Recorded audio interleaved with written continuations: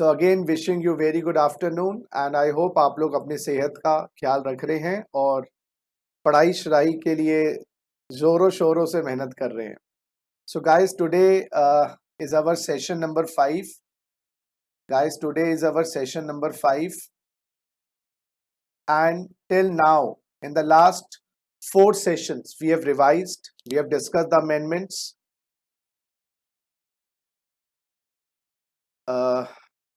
We discussed the amendments relating to basic concepts, residential status, salaries, house property, business profession, capital gains.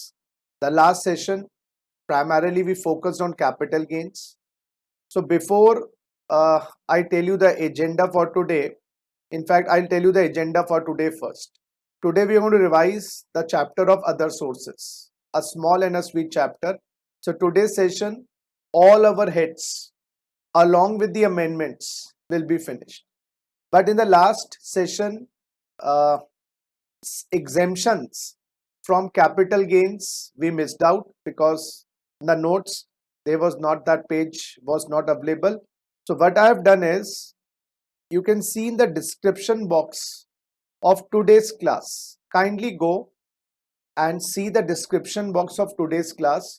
उसके अंदर मैंने notes में in fact last 3 pages में वो exemptions डाल दी हैं जो पिछली क्लास में हम नहीं करवा पाए थे because it slipped out when we were making the smart notes. तो पहले मैं आज क्या करने वाला हूँ, सेक्शन 54 सीरीज की कैपिटल गेन की एग्जेम्पशंस डिस्कस करने वाला हूं और फिर अदर सोर्सेज करेंगे. तो आज का जो एजेंडा है बड़ा क्लियर है. कैपिटल गेन्स में कुछ मिसलेनियस इश्यूज हैं, पहले वो एक बार निपटा लें और फिर अदर सोर्सेज करें. तो मैं आप लोगों से एक बार रूबरू होता हूं मैसेज पर. आप लोग मेरे साथ मैसेज पे हैं बिल्कुल. Good afternoon everyone, good afternoon.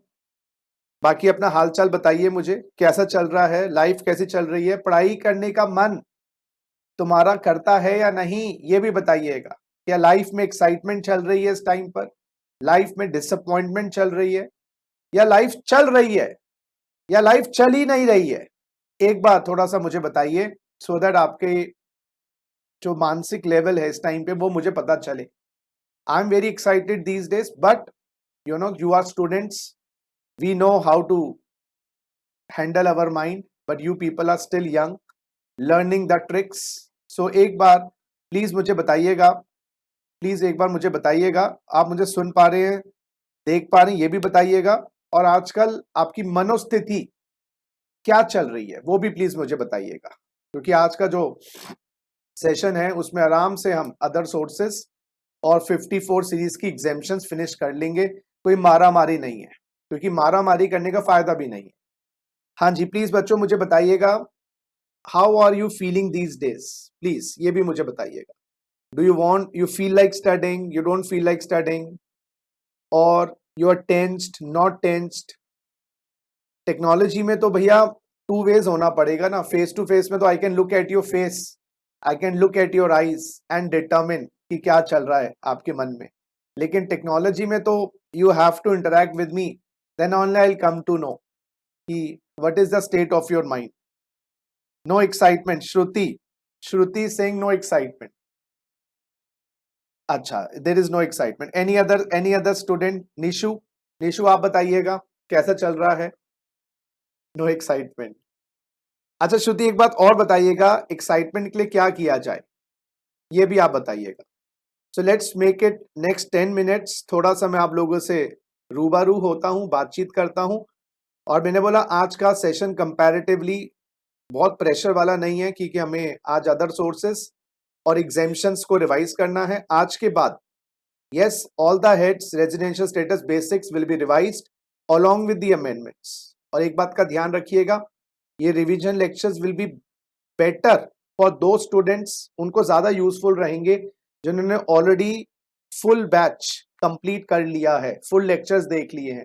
Who are studying for the first time थोड़ा सा उनको पकड़ने में मुश्किल रहेगी. तो it is for those students who have already completed their course और a particular chapter. It is like brushing off and key areas पे हम थोड़ा फोकस कर लेते हैं, इस बहाने रिवाइज हो जाता है. हाँ जी, unable to focus, managing to do the same.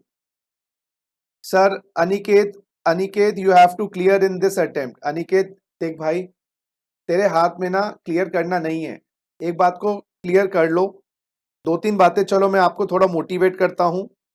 Generally sessions की टाइम लिमिट कम होती है, तो जनरली मैं इस टॉपिक को टच नहीं करता और पढ़ाई पे ही कंसंट्रेट करता हूँ। लेकिन आज मैं जब स्टार्ट कर रहा था तो मुझे लगा था कि आज थोड़ा-सा बच्चों से रूबरू होते हैं, बच्चों से बातचीत करते हैं, क्योंकि इस टाइम पे बहुत इम्पोर्टेंट है जब चारों तरफ इतनी नकारात्मकता, इतनी नेगेटिविटी, इतना दुख, इतना पेन, इतनी पीड़ा जब चारों तरफ है, तो बनता है कि कोई आपको थोड़ा-सा समझाए और आपको कर्तव्य तक या कर्तव्य को कैसे निभाना है वो थोड़ा-सा बताएँ। तो मैं 5-10 मिनट लूँगा और इसी बात पे आज थोड़ा-सा स्टार्टिंग से ये चर्चा करेंगे और फिर हम आगे बढ़ेंगे। तो अनिकेत, मैं आपको ये बता रहा था, आपने कहा इस अटेम्प्ट में क्लियर करना है। देखो, इससे स्ट्रेस क्रिएट होगी और कुछ नहीं होगा। आप अपनी एफर्ट्स को करिए, आउटकम को डिटरमिन नहीं किया जा सकता। हमारी कोई वजूद ही नहीं है, कोई हस्ती नहीं है कि हम आउटकम को डिटरमिन करें। पूरे सृष्टि में, पूरी यूनिवर्स में हमारा बिंदु मात्र, हम बिंदु मात्र हैं। देखो, there are 2 ways, 1 way of life. मैं आपको एक आज जीवन जीने की 2 कलाएं दे रहा हूं। एक जीवन जीने की जो कला है वो ये है, cut throat competition, out of the box thinking. मैं आग लगा दूंगा दुनिया में, मैं मतलब पहाड़ों पे चढ़ जाऊंगा, मैं ये कर दूंगा, मैं वो कर दूंगा। एक तो वे वो है ना, जिसमें आपको motivational gurus, you need to do it, you have to do it, you are the supreme thing, करो करो करो। एक तो ये तरीका होता है, इससे कोई फायदा मिलता नहीं है। मैं बताऊं, इस टाइप के जो मोटिवेशनल लेक्चर्स मैंने सुने हैं कि आप करो करो करो, बहुत सही, संदीप महेश्वरी एंड मैं, बड़े बड़े नाम हैं। मैं चलो सबकी बात करें, उसमें सोनू शर्मा भी हैं, बहुत सारे बने बड़े बड़े हस्ती, लेकिन द पॉइंट इज कोई रियल सॉल्यूशन नहीं बताता। सारे लोग प्रॉब्लम्स को गाते रहेंगे। मैंने बहुत सारे और मोटिवेशन स्पीक सब प्रॉब्लम्स को बताए रहे हैं, लेकिन एक्चुअली में सॉल्यूशंस क्या है? एक्चुअल में सॉल्यूशन क्या है?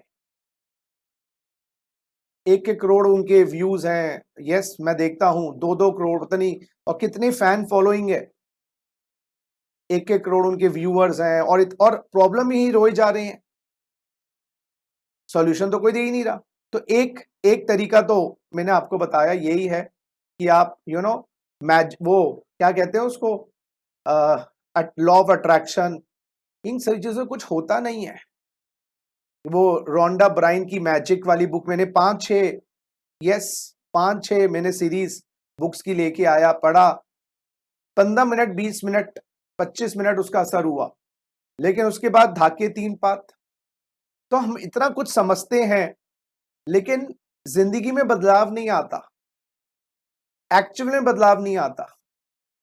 इतना कुछ हम करना की कोशिश करते हैं, कभी कुछ मिलता है, कभी ज्यादा मिलता है, कभी कम मिलता है, कमाना चाहते हैं करोड़ों, मिलते हैं लाखों, कभी ज्यादा मिल जाते हैं, कभी कम मिल जाते हैं, कभी एकदम सीधी तरीके से गाड़ी चल रही होती है, फिर एकदम गाड़ी पटरी से उतर जाती है, कभी सुबह पढ़ने का मन करता है, कभी नहीं करता, कभी अनचाहा डर लगा रहता है।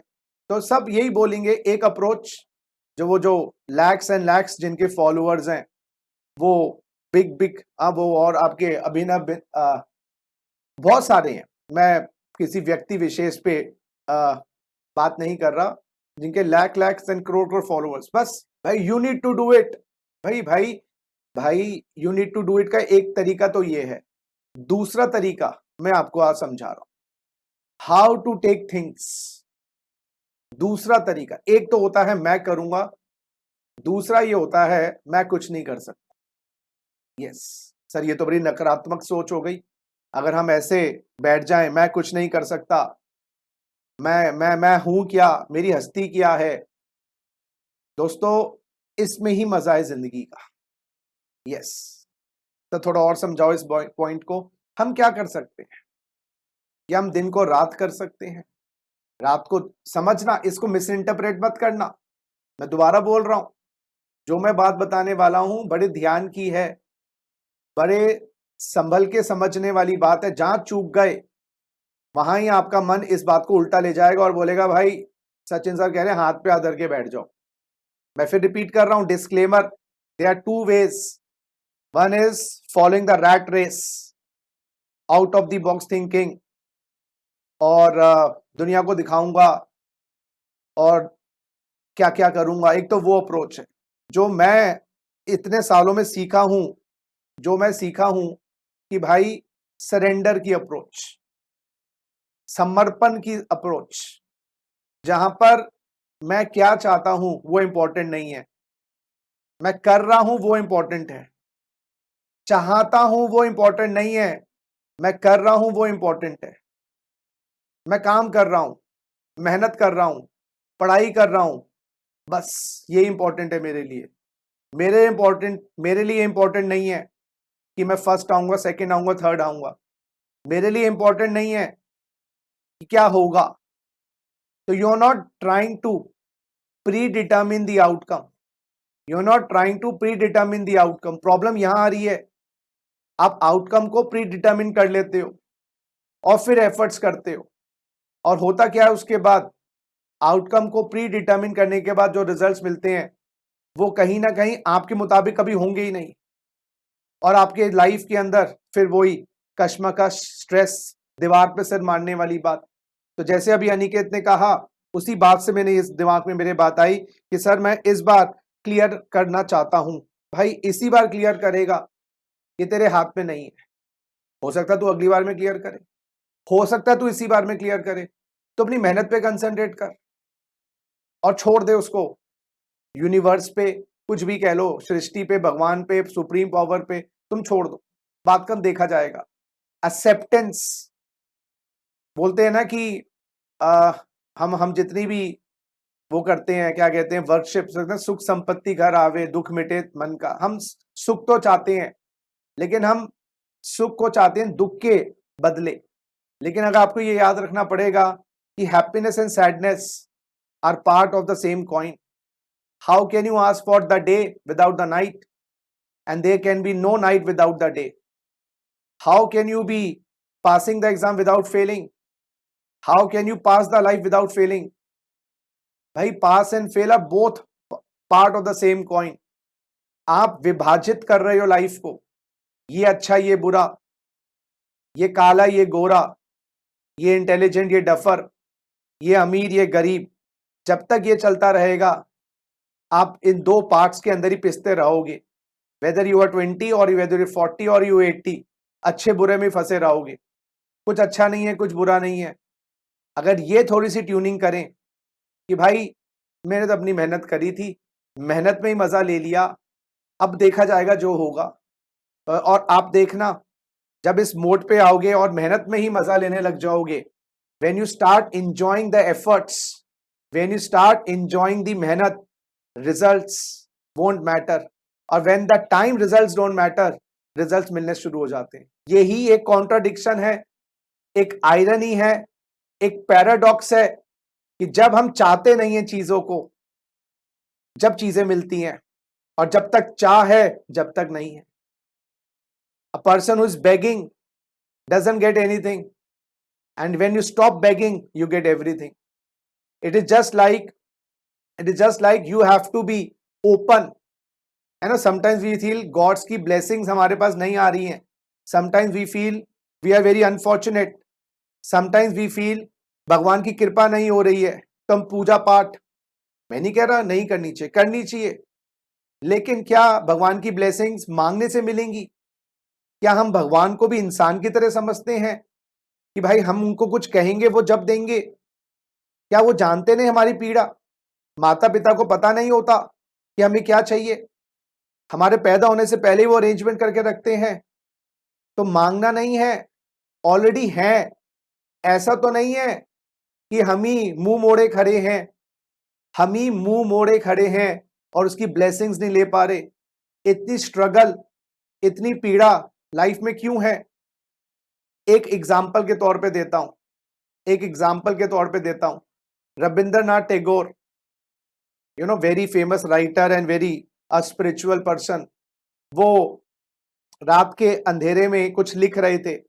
उन्होंने मोमबत्ती जला रखी थी और नींद आने का टाइम हो रहा था, तो उन्होंने मोमबत्ती बुझाई and he was about to retire to the bed. जैसे ही मोमबत्ती बुझाई, जैसे ही मोमबत्ती बुझाई, अचानक ही नाचने लगे। नाचते हुए बाहर आ गए और आसपास के जो पड़ोसी थे बोलते, भाई रविंद्र, क्या हो गया? ऐसा क्या मिल गया तुम्हें जो तुम नाच रहे हो? क्या जी, मुझे समझ आई कोई बात। तो पड़ोसी बोलते हैं, क्या बात समझ आई? बताओ जी, क्या बात समझ आई? क्या जी, जब तक मेरी मोमबत्ती जल रही थी तो चांद बाहर खड़ा था। जैसे ही मैंने मोमबत्ती बुझाई, चांद अंदर आ गया। आप ये एक्सपेरिमेंट घर में करना कि आप अपने घर की लाइट ऑन करना, विंडो है, रात का टाइम होगा, अभी फुल मून नाइट थी, तो आपके चांद की किरणें अंदर नहीं आएंगी जब तक आपकी लाइट ऑन है। आप लाइट को बंद करेंगे तो वो चांद की किरणें आपके अंदर आएंगी। ये मैंने टेस्ट किया, एक्चुअली में टेस्ट किया, अभी 3-4 दिन पहले फुल मून नाइट थी और एक्चुअली में चांद की किरणें अंदर आई। फिर मैंने लाइट ऑन करी, वो दिखाई नहीं दी। तो फिर वो मोमबत्ती क्या है? ऐसा तो नहीं है कि वो मेरी मैं है, मेरी ईगो है, मैं करूंगा मैं करूंगा, और जैसे ही मैंने मैं को बंद किया तो चारों तरफ ब्लेसिंग्स ही ब्लेसिंग्स आ गई मेरे पास। एक बात सोच के रखिए, एक और एग्जांपल मैं आपको समझाने के लिए, अगर इस पॉइंट को पकड़ पाए तो शायद जिंदगी का आपका मोड़ बदल जाए। एक पॉइंट और देता हूं दोस्तों। बारिश होती है, पानी कहां ज्यादा भरता है, गड्ढे के अंदर या प्लेन जगह पर? प्लीज मुझे बताइएगा। अगर बारिश होती है, बारिश होती है, बारिश होती है, तो बताइए पानी कहां ज्यादा भरता है, गड्ढे के अंदर या प्लेन जगह पे? पहाड़ों में पानी ज्यादा भरेगा या नदियों में पानी ज्यादा भरेगा? बताइएगा दोस्तों। अगर बारिश होती है, पानी ज्यादा कहां भरता है, गड्ढों में, लहरों में, नदियों में, झरनों में, या पहाड़ पे? या आप, अगर हम दिल्ली की बात करें, दिल्ली में तो पहाड़ है नहीं, गड्ढों में या प्लेन पे? गड्ढे में। तो क्या पानी को भरने के लिए जगह खाली करनी पड़ी? पानी तो था ही पहले भी। तो क्या हम पात्र तो नहीं बने हुए ब्लेसिंग्स पाने के लिए?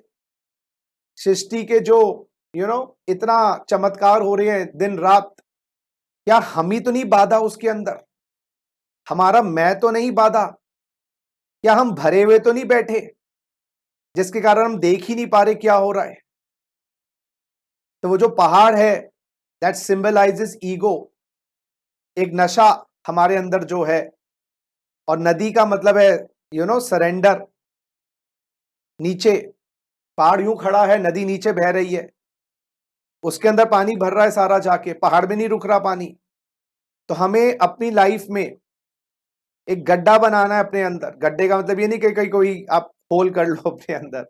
गड्ढे का मतलब है हमें रिसेप्टिव बनना है। एक छोटा सा इंसिडेंट रविंद्रनाथ टैगोर जी को सिखाता है कि कैसे चांद उनके पास ही था, चांद को लाने के लिए कुछ नहीं करना पड़ा। समझिएगा मेरी बात, चांद ऑलरेडी है, लेकिन अपनी बत्ती जला रखी है। इसी प्रकार से दोस्तों, अपनी बत्ती को थोड़ा सा, या तो एक व्यू पॉइंट, बत्ती को जलाओ, बत्ती इतनी रोशन कर दूंगा, लेकिन उससे खुशी नहीं मिलेगी, एक दिन बिजली गुल हो जाएगी दोस्तों। लेकिन एक दूसरा व्यू पॉइंट ये है कि भाई अपने आप को थोड़ा सा रिसेप्टिव बनाएं। संत कबीर, गुरु नानक, महावीर, साईं बाबा, गौतम बुद्ध, इन सब के अंदर यही क्वालिटीज थी। They were very down to earth and did have any ego, egoless persons. ये बात आपको बड़ी अजीब लगेगी, जितना झुकोगे उतना उठोगे, जितना झुकोगे उतना उठोगे, और जितना उठोगे उतना गिरोगे। इस बात को सोचिएगा। चलो कभी टाइम मिलेगा तो फुर्सत से इन सेशंस को भी आपके साथ ऑर्गेनाइज करेंगे। थोड़ा सा अपनी मैं को खत्म करिए, बच्चों में भी होती है, बड़ों में भी होती है, और मैं वो रविंद्रनाथ जी के एग्जाम्पल से आपको समझ आएगा कि किस प्रकार से चारों तरफ भगवान की ब्लेसिंग्स, कृपा, यूनिवर्स की चमत्कार। कभी सुबह उठ के सूरज को तो देखो, कभी किसी पौधे में फूल लगा हुआ तो देखो, और फिर बोलते चमत्कार नहीं हो रहा। चमत्कार हो रहा है, हम ही मुंह मोड़े बैठे हैं और हम सोच रहे हैं कि ऐसा करने से वैसा करने से हो जाएगा। किसी भी टेक्निक से, किसी भी प्रोसेस से जिंदगी में आप उस परम तत्व या परमात्मा को नहीं पहुंच सकते। प्रोसेस से तो पहुंच ही नहीं सकते, उसको महसूस किया जा सकता है, और महसूस करने के लिए मैंने कहा ना, पहाड़ की तरह नहीं, नदी की तरह होना पड़ेगा। और याद करिएगा, नदियां भी सारी जाके सागर में मिल जाती हैं। सागर नीचे है ना, नदियां ऊपर हैं, उसमें गड्ढा है सागर के अंदर, और इतना इतना गड्ढा है, नदियां भी उसमें जाके मिल जाती हैं। खरबों अरबों टन पानी पड़ा है सागर के पास, और वहां से बादल उठ के कितने बनते हैं। तो बी लाइक द सागर। मैं तो बोल रहा हूं, नदियों से भी एक बेटर, पहाड़ों से नीचे नदियां, नदियों से नीचे सागर। कितना हमारा प्रशांत महासागर क्यों बोला जाता है। तो be like the ocean, and don't be like the mountain. तो जिस दिन आप ये बातों को समझोगे, ये अभी बहुत डीप बातें हैं, कभी फुर्सत से सेशन में टाइम मिलेगा तो थोड़ा सा समझाऊंगा, थोड़ा आपके पेन्स, स्ट्रगल, फ्रस्ट्रेशंस पे थोड़ा सा बाम, थोड़ा सा क्या कहते हैं उसको, दर्द कम होगा आपका। और दर्द कहीं ना कहीं यही है कि हमने एक्सपेक्टेशंस और आउटकम्स पहले डिसाइड करके रखे हुए हैं। हम डिसाइड नहीं कर सकते, हम मेहनत कर सकते हैं, हम प्रोसेस को इनिशिएट कर सकते हैं, बेस्ट ऑफ आवर एबिलिटी कर सकते हैं। बस आप काम करिएगा और काम पे फोकस रखिएगा। रिजल्ट्स तो अमिताभ बच्चन को भी नहीं मिले थे, क्या बुरी तरह से वो फ्लॉप हुए थे 1998-95 के आसपास। इनफैक्ट प्रियंका चोपड़ा का मैं इंटरव्यू सुन रहा था। Priyanka Chopra, we consider her as a very big successful star. अगर कोई आपको बोले प्रियंका चोपड़ा की लाइफ में आपको आना है तो आप आना चाहोगे, तो everybody would like to take her life, है ना। लेकिन दोस्तों खुद कह रही हैं I have lost many battles, खुद कह रही हैं I have lost many personal battles, खुद कह रही हैं शिट कि, और फिर खुद कह रही हैं कि प्रियंका चोपड़ा कह रही है life is like a ladder, चलते रहो, ना आगे देखो ना पीछे देखो, बस चलते रहो। जस्ट ट्राई टू इमेजिन, उसी दिन 2 दिन पहले ही मैं शिल्पा शेट्टी का इंटरव्यू पढ़ रहा था। वो भी शिल्पा शेट्टी, राज कुंद्रा, और मतलब क्या यार, करोड़पति खानदान। कह रही है जी I was thrown out of the movies without any reason, I was thrown out of the movies without any reason. बिना किसी रीजन के मुझे मूवी से बाहर निकाल दिया जाता था। हे भगवान। लेकिन फिर मैंने रियलाइज किया कि sometime universe is not with you. नहीं, यूनिवर्स तो हमेशा ही आपके साथ है, भगवान तो आपके साथ हमेशा है। भगवान बायस नहीं हो सकता, वो ये नहीं कह सकता तुम मुझे पूजा पाठ करोगे तो मैं तुम्हारा हूं, मैं ही पूजा पाठ करो। वो तो हमारा डर है कि भाई आज हमने भगवान को नहीं पूछा, आज भगवान नाराज हो जाएंगे। ऐसा नहीं हो सकता। वो भगवान किस बात का, अगर वो आपसे ये पूछे कि भाई तू मेरी पूजा करेगा तो तेरी मदद करूंगा, फिर तो भगवान, वो इंसान, आप भगवान को इंसान मान सकते हो। तो वो कह रही थी universe was not with you, universe was with her always, but आपका नजरिया अलग था। तो सक्सेस को पाने के लिए फेलियर को एक्सेप्ट करना सीखो, सक्सेस को पाने के लिए फेलियर को एक्सेप्ट करना सीखो, सुख को पाने के लिए दुख एक्सेप्ट करना सीखो। तो जब तक फेलियर्स और दुख को एक्सेप्ट नहीं करोगे, आप सक्सेस पा ही नहीं सकते। बड़े अमिताभ बच्चन खरबपति से खाकपति बन गए थे 1998 के अंदर। केनरा बैंक के पास घर नीलाम पड़ा था, बैंक वाले नीलामी करने आ रहे थे, लेकिन हार नहीं मानी, एक्सेप्ट किया। क्योंकि आप एक्सेप्ट नहीं करोगे, रेजिस्ट करोगे। देखो लाइफ में कुछ ऐसे फेजेस आएंगे जब आप जो चाह रहे हो नहीं मिलेगा, उसको रेजिस्ट करोगे। रेजिस्ट करने से फ्रिक्शन क्रिएट होगा, फ्रिक्शन क्रिएट करने से स्ट्रेस क्रिएट होगा। मैं क्या चाह रहा हूं, सुख मिले या दुख, सक्सेस मिले या फेलियर, चलते रहो।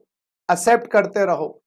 जब देखना आपकी लाइफ में फिर जिंदगी ब्लॉसम करेगी, आपके अंदर नई नई उमंग, नई तरंग, नया जोश, नई प्रसंग, नई चेतना, उसका उद्गम होगा। लेकिन एक बार ट्राई तो करके देखो। तो ये जो मैं बात बता रहा हूं, इसमें एक बात से अभी आपके दिमाग में चीजें बैठेंगी नहीं, कभी फुर्सत मिलेगी तो फिर हम आपको ये चीजें समझाएंगे। चलिए, तो अनिकेत, राधे राधे। चलो जी, तो लेट्स प्रोसीड गाइस। सो वैसे आज मैं उसी मोड में आ गया, लेकिन पढ़ाई के मोड है, पढ़ाई पहले कर लें। तो दोस्तों, मैंने कहा था लास्ट क्लास में कैपिटल गेन्स, और कैपिटल गेन्स के अंदर, यस माय डियर फ्रेंड्स, ये मैंने आज के डिस्क्रिप्शन बॉक्स में, जो आज की वीडियो है ना, इसके डिस्क्रिप्शन बॉक्स में लास्ट के 3-4 पेज एग्जेम्पशंस के डाल दिए। लास्ट के 3-4 पेज एग्जेम्पशंस के डाल दिए। पिछले नोट्स में, जो पिछली क्लास का सेशन था, उसमें नोट्स में ये नहीं था, तो मैंने एग्जेम्पशंस को डाल दिए। हाँ जी, आइए जरा, ये एग्जेम्पशंस को स्टार्ट कर रहे हैं, फिर मैं अदर सोर्सेज पे आऊंगा। Guys, I am starting with the exemptions under section 54 series. हमारी एग्जेम्पशंस मिलती है कैपिटल गेन्स में, and these are reinvestment based my dear friends, these are reinvestment based, reinvestment based. Yes, यानी कि capital का पैसा capital में लगा दो तो गवर्नमेंट कहती है हम एग्जेम्पशन दे देंगे। सबसे इंपॉर्टेंट जो एग्जेम्पशन मुझे लगती है ना, वो है सेक्शन 54 वाली। इसके इर्द गिर्द ही सारी एग्जेम्पशंस घूमती हैं। एक बार जरा 54 की एग्जेम्पशन देख ले। अच्छा, मैं समझा, इस टाइम पे ब्रश अप करवाऊंगा चीजें को, मैं आपको कैलकुलेशन पे कंसंट्रेट नहीं करूंगा। और एक बात है कि मैंने आपको कहा था, एक बार हमारा जीएसटी भी रिवाइज हो जाए, इनकम टैक्स भी रिवाइज हो जाए, then I'll also take some practice sessions for income tax and GST so that you people can feel confident before the exams. Fine. So transfer residential house, individual HUF, note करो किस किस की individual HUF कहाँ है। देखिएगा, 54B में भी individual HUF है, 54EC में NESSE है, और 54EE के अंदर भी NESSE है। देखिएगा, ये बात याद रखिएगा। पेपर अगर एमसीक्यू पैटर्न का है, वहां तो ये मतलब पूछेंगे ही पूछते हैं, लेकिन अगर सब्जेक्टिव भी है, लेकिन आपको याद रखना पड़ेगा। अच्छा, दूसरा सेक्शन देखिए, 54F में भी इंडिविजुअल HUF है, 54GB में भी इंडिविजुअल HUF है। NESSE वाले सेक्शंस कौन से हैं? NESSE वाले बेटा DB है, GB है और GAB है। तो NESSE वाले कौन से हो गए? D, एक नोट करके लिस्ट बना लेना। NESSE वाले D, G, GA, 54EC और 54EE, 54EC और 54EE, ये 5 सेक्शंस मोटा मोटा NESSE के। समराइज करा करो if you want to get really good marks, और आपको भूलने की बीमारी ना हो जाए, तो समराइज और कंसाइज करा करो, समराइज और कंसाइज। हाँ जी बच्चों, नेक्स्ट, इंडिविजुअल HUF वाले सेक्शंस कहां पर है बेटा? वो है 54 में इंडिविजुअल HUF, 54B में इंडिविजुअल HUF, यस, 54F में इंडिविजुअल HUF, 54GB में इंडिविजुअल HUF। तो यानी कि आपने नोटिस किया, या तो इंडिविजुअल HUF ही है सारी जगह, या NESSE है। कितना याद करना आसान हो गया, नहीं तो याद ही नहीं रहता था। आइए जरा, 54 जो है वो है घर टू घर, house to house, house to house. इसके हेडिंग लिख लो जी, house to house. 54(2) is house to house, yes. अच्छा, 54 जो बी है, 54 जो बी है, 54 जो बी है, यस, ये है agriculture land to agriculture land, agriculture land to agriculture land. याद रखना, house to house, agriculture land to agriculture land. 54EC जो है बेटा, वो है land building to bonds, land building to bonds, yes. और ये any capital asset to units of startup, any capital asset to units of startup, any capital asset to units of startup. थोड़ा सा summarise करके चीजों को याद रखोगे जब भी तो याद रहेंगी। तो भाई house to house 54, 54B agricultural land to agricultural land, 54EC land building to bonds, 54EE any capital asset to units of startup. ठीक है सर जी. 54F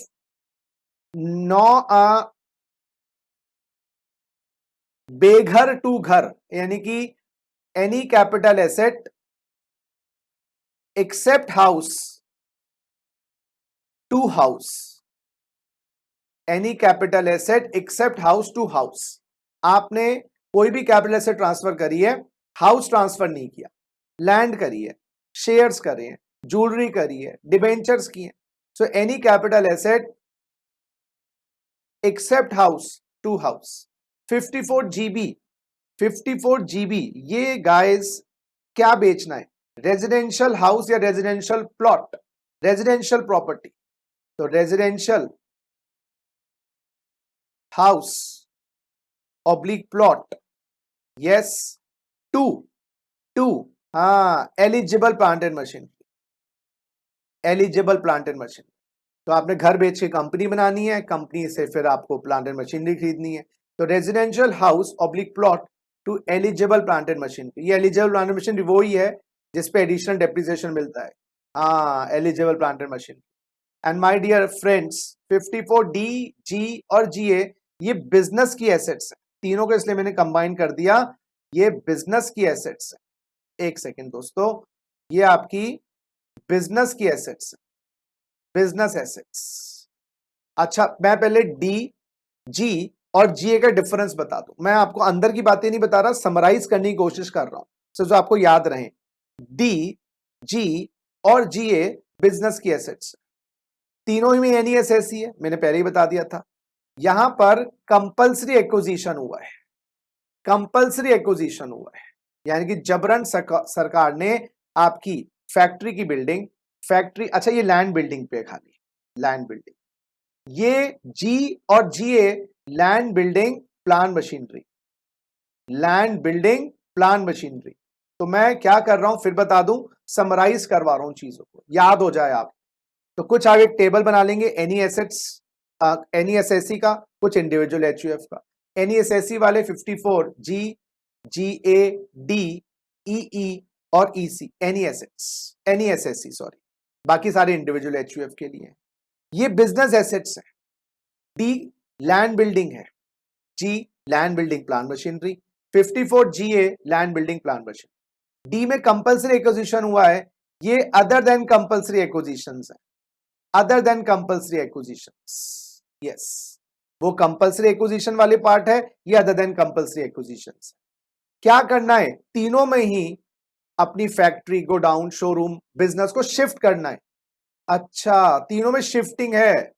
54D में आपका बिजनेस लैंड बिल्डिंग सरकार ने एक्वायर कर ली, आप शिफ्ट कर लो अपने बिजनेस को किसी भी एरिया में, any area to any area, any area to any area.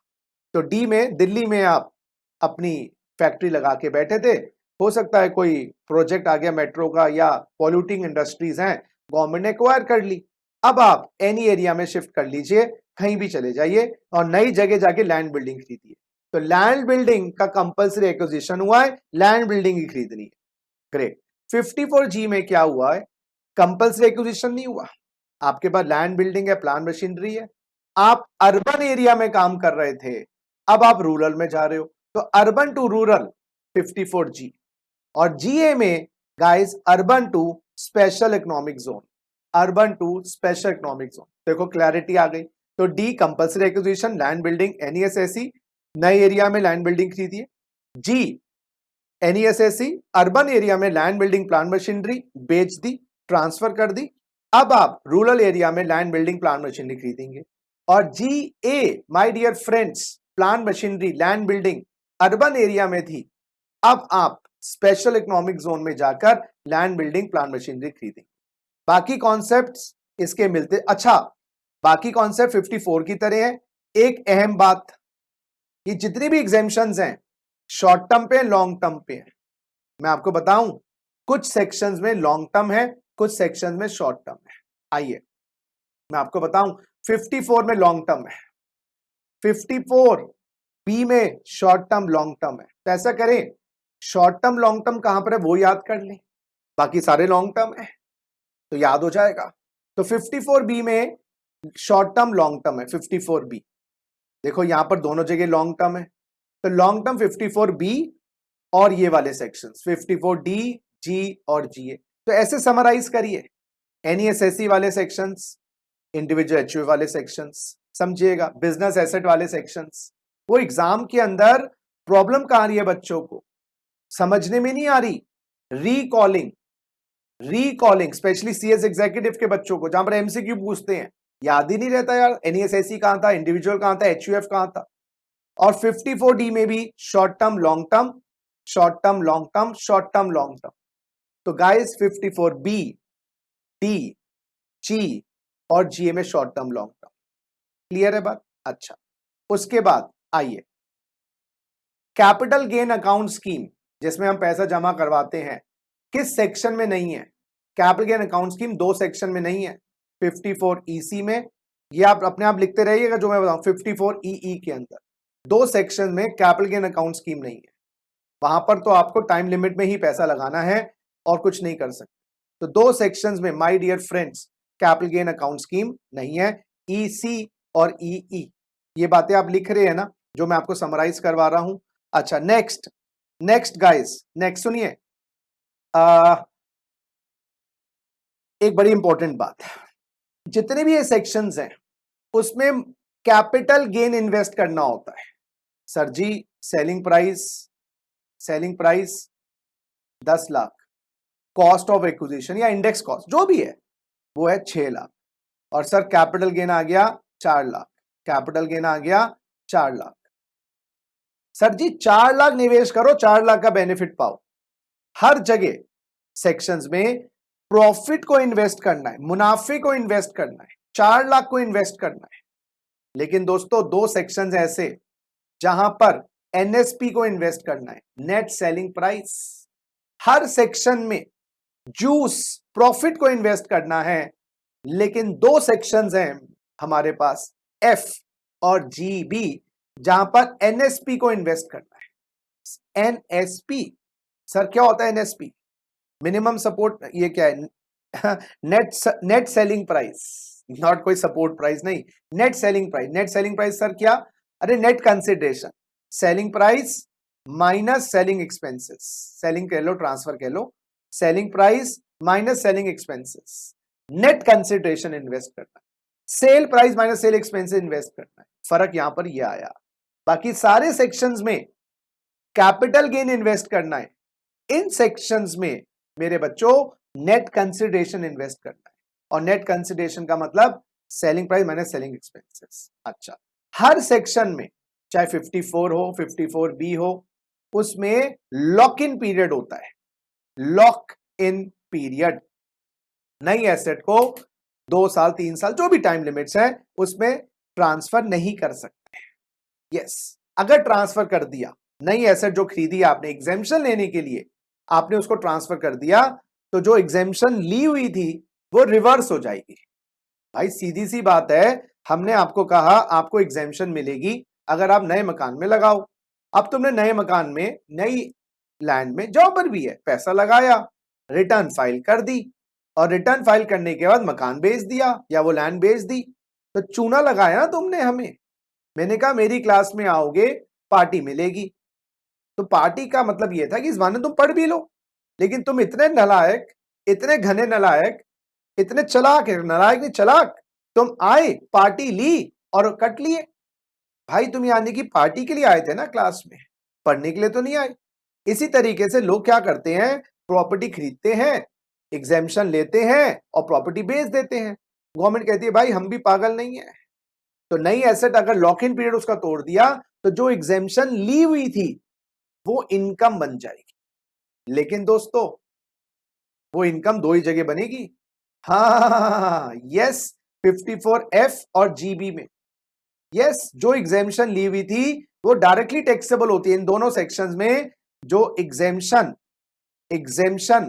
Exempted या exemption claimed, yes my dear friends, जो आपने एग्जेम्पशन क्लेम कर रखी है, deemed as income, exemption claim deemed as income.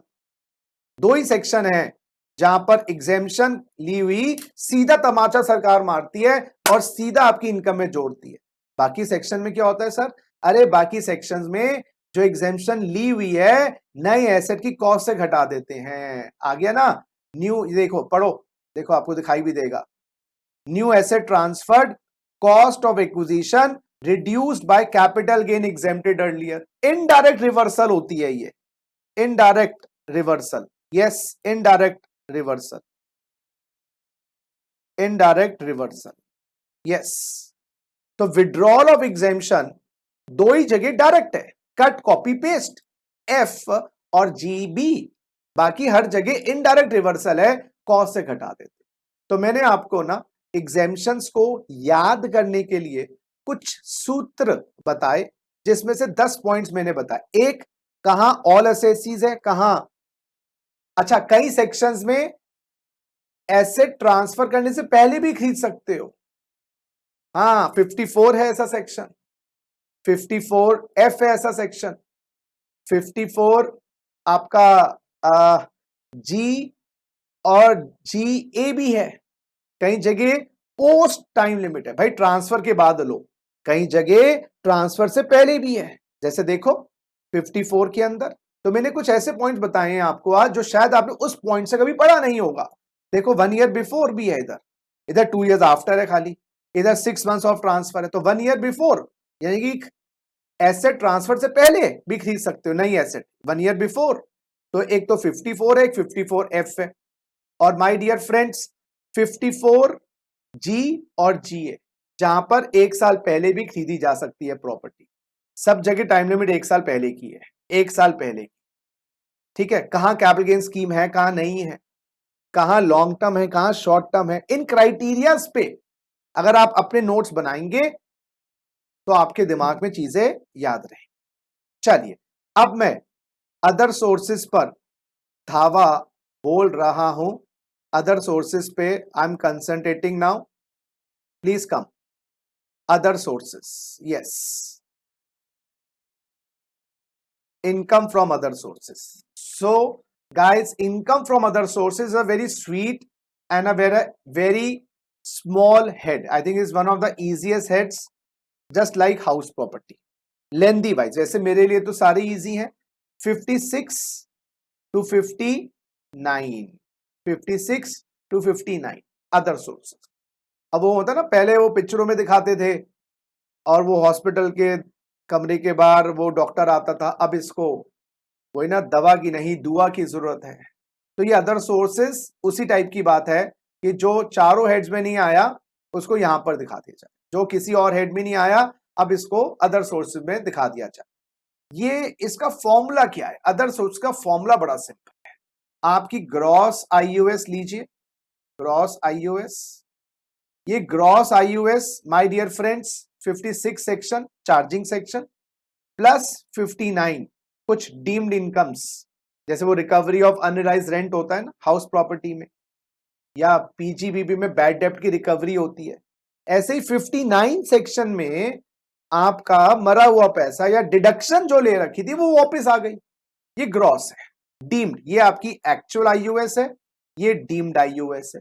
इसमें से इंजेक्शन लीजिएगा, डिडक्शंस लीजिएगा, deductions under section 57 plus 58 restrictions डालता है। 58 रिस्ट्रिक्शंस डालता है कि भाई ये खर्चा नहीं दूंगा। तो 56 में एक्चुअल IUS आती है कुछ इनकम्स, 59 में डीम्ड IUS। डिडक्शंस मिलती हैं 57 सेक्शन में 58 के रिस्ट्रिक्शंस, जैसे वो 40 छोटे वाला A, 40 बड़े वाला A PGBP में रिस्ट्रिक्शंस थी। तो यहां पर भी इनकी काली छाया 58 की 57 पे पड़ती है। और उसके बाद आ जाता है टैक्सेबल IOS। तो पांचों हेड का फॉर्मूला समझिए। Salary gross salary minus section 16, house property NAV minus 24 से 24B, PGBP ग्रॉस PGBP सारे plus items 28 plus 41 minus expenditure 32 37 1। Capital gain का फॉर्मूला हाँ जी, बड़ा simple, FVC minus COA COI, transfer expenditure और इंडेक्सेशन होनी तो वो कर दीजिए। और आईयूएस का फॉर्मूला 56 प्लस 59, 57 प्लस 58 माइनस। आइए 56 सेक्शन के अंतर्गत दो सेक्शन है, 56 सबसेक्शन 1, 56 सबसेक्शन 2। 56 सबसेक्शन 2 बोलता है जी फॉलोइंग इनकम्स आईयूएस में आएंगी। कौन कौन सी? डिविडेंड इनकम, लॉटरी की इनकम।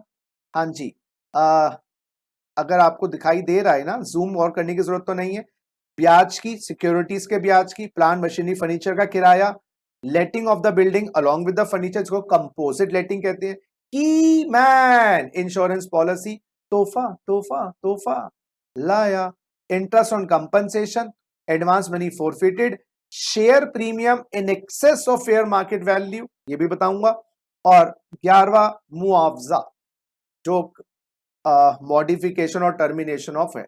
तो एक एक, अच्छा सर जो 11 में नहीं आया और 4 हेड्स में नहीं आया उसको 56(1) में डाल दीजिए। अब इसको वो दवा नहीं दुआ की जरूरत है। तो ये रेजिडुअल पॉइंट है, ये है जी रेजिडुअल, ये रेजिडुअल सेक्शन जो क्या कहता है, income not excluded from total income, जो इनकम से एक्सक्लूड नहीं हुई है, एग्जेम्प्ट नहीं है, और not chargeable to tax under 4 heads, किसी और 4 हेड्स में टैक्सेबल नहीं है और कहीं नहीं है, जिसका कोई नहीं उसका भगवान होता है, तो वो आईयूएस में आते। इस पॉइंट के माध्यम से हम एग्रीकल्चर इनकम आउटसाइड इंडिया वो दिखाते हैं, आउटसाइड इंडिया। सब लेटिंग की इनकम 56(1) के तहत दिखाते हैं, सब लेटिंग की इनकम, सब लेटिंग की इनकम मेरे प्यारे बच्चों, सब लेटिंग की इनकम इसमें दिखाते हैं।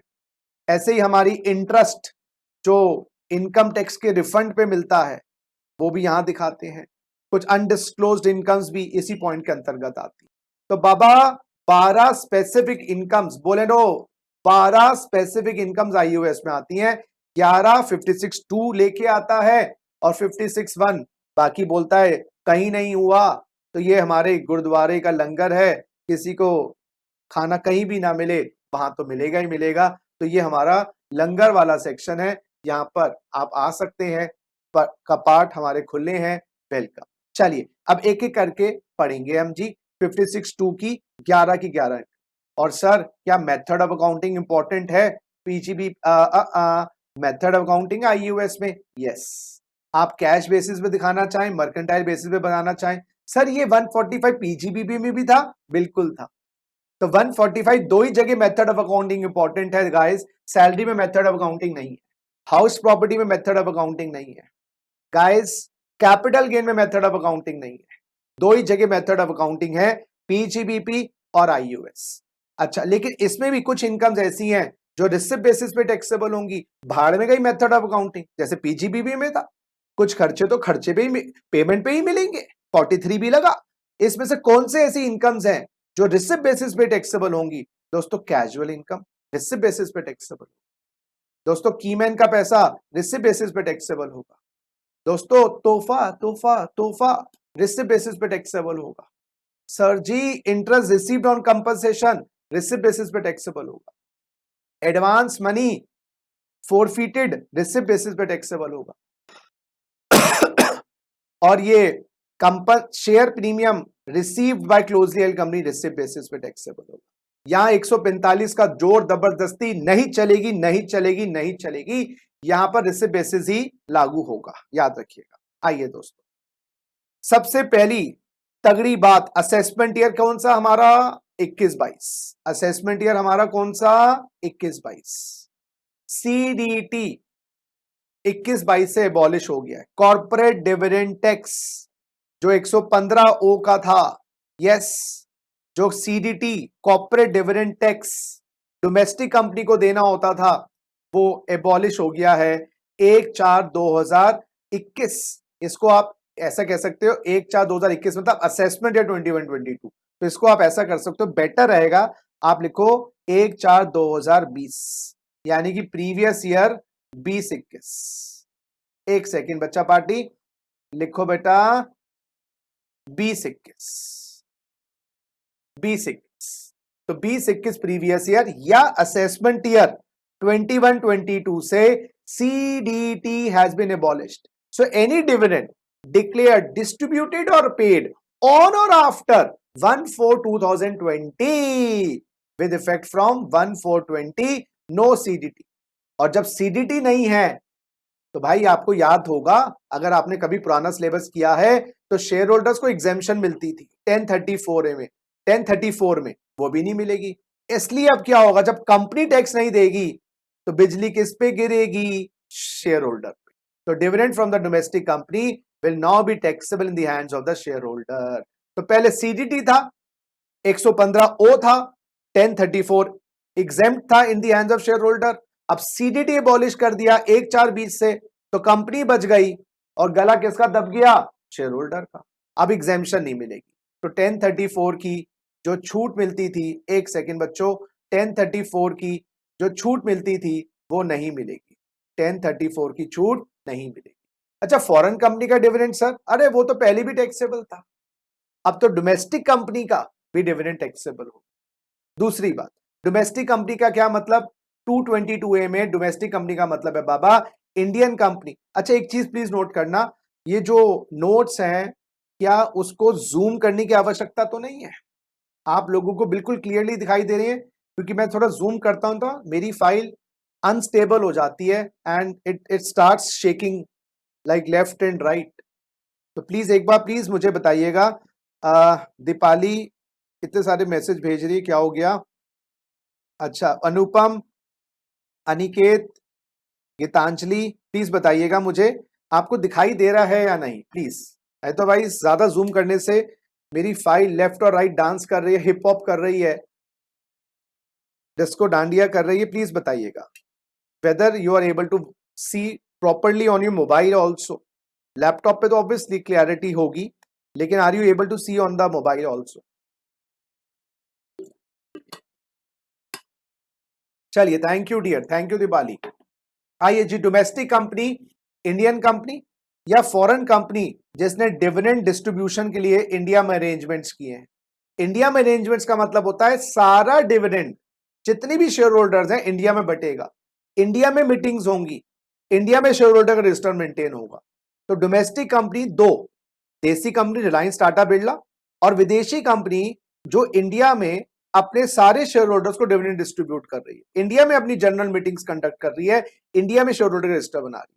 ठीक है, तो अब दूसरा, डिविडेंड का मतलब एक्चुअल डिविडेंड भी, डीम्ड डिविडेंड भी। और deemed dividend 222A B C D E। तो याद रखिएगा, डिविडेंड में 6 डिविडेंड, एक्चुअल डिविडेंड प्लस 5 नकली।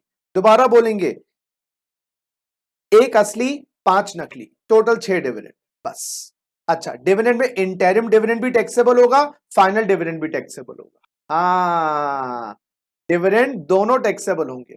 Section 57 deduction of commission remuneration for realising taxable dividend, ये डिलीट हो गई भैया। हाँ, जो खर्चा मिलेगा अभी मैं बताऊंगा।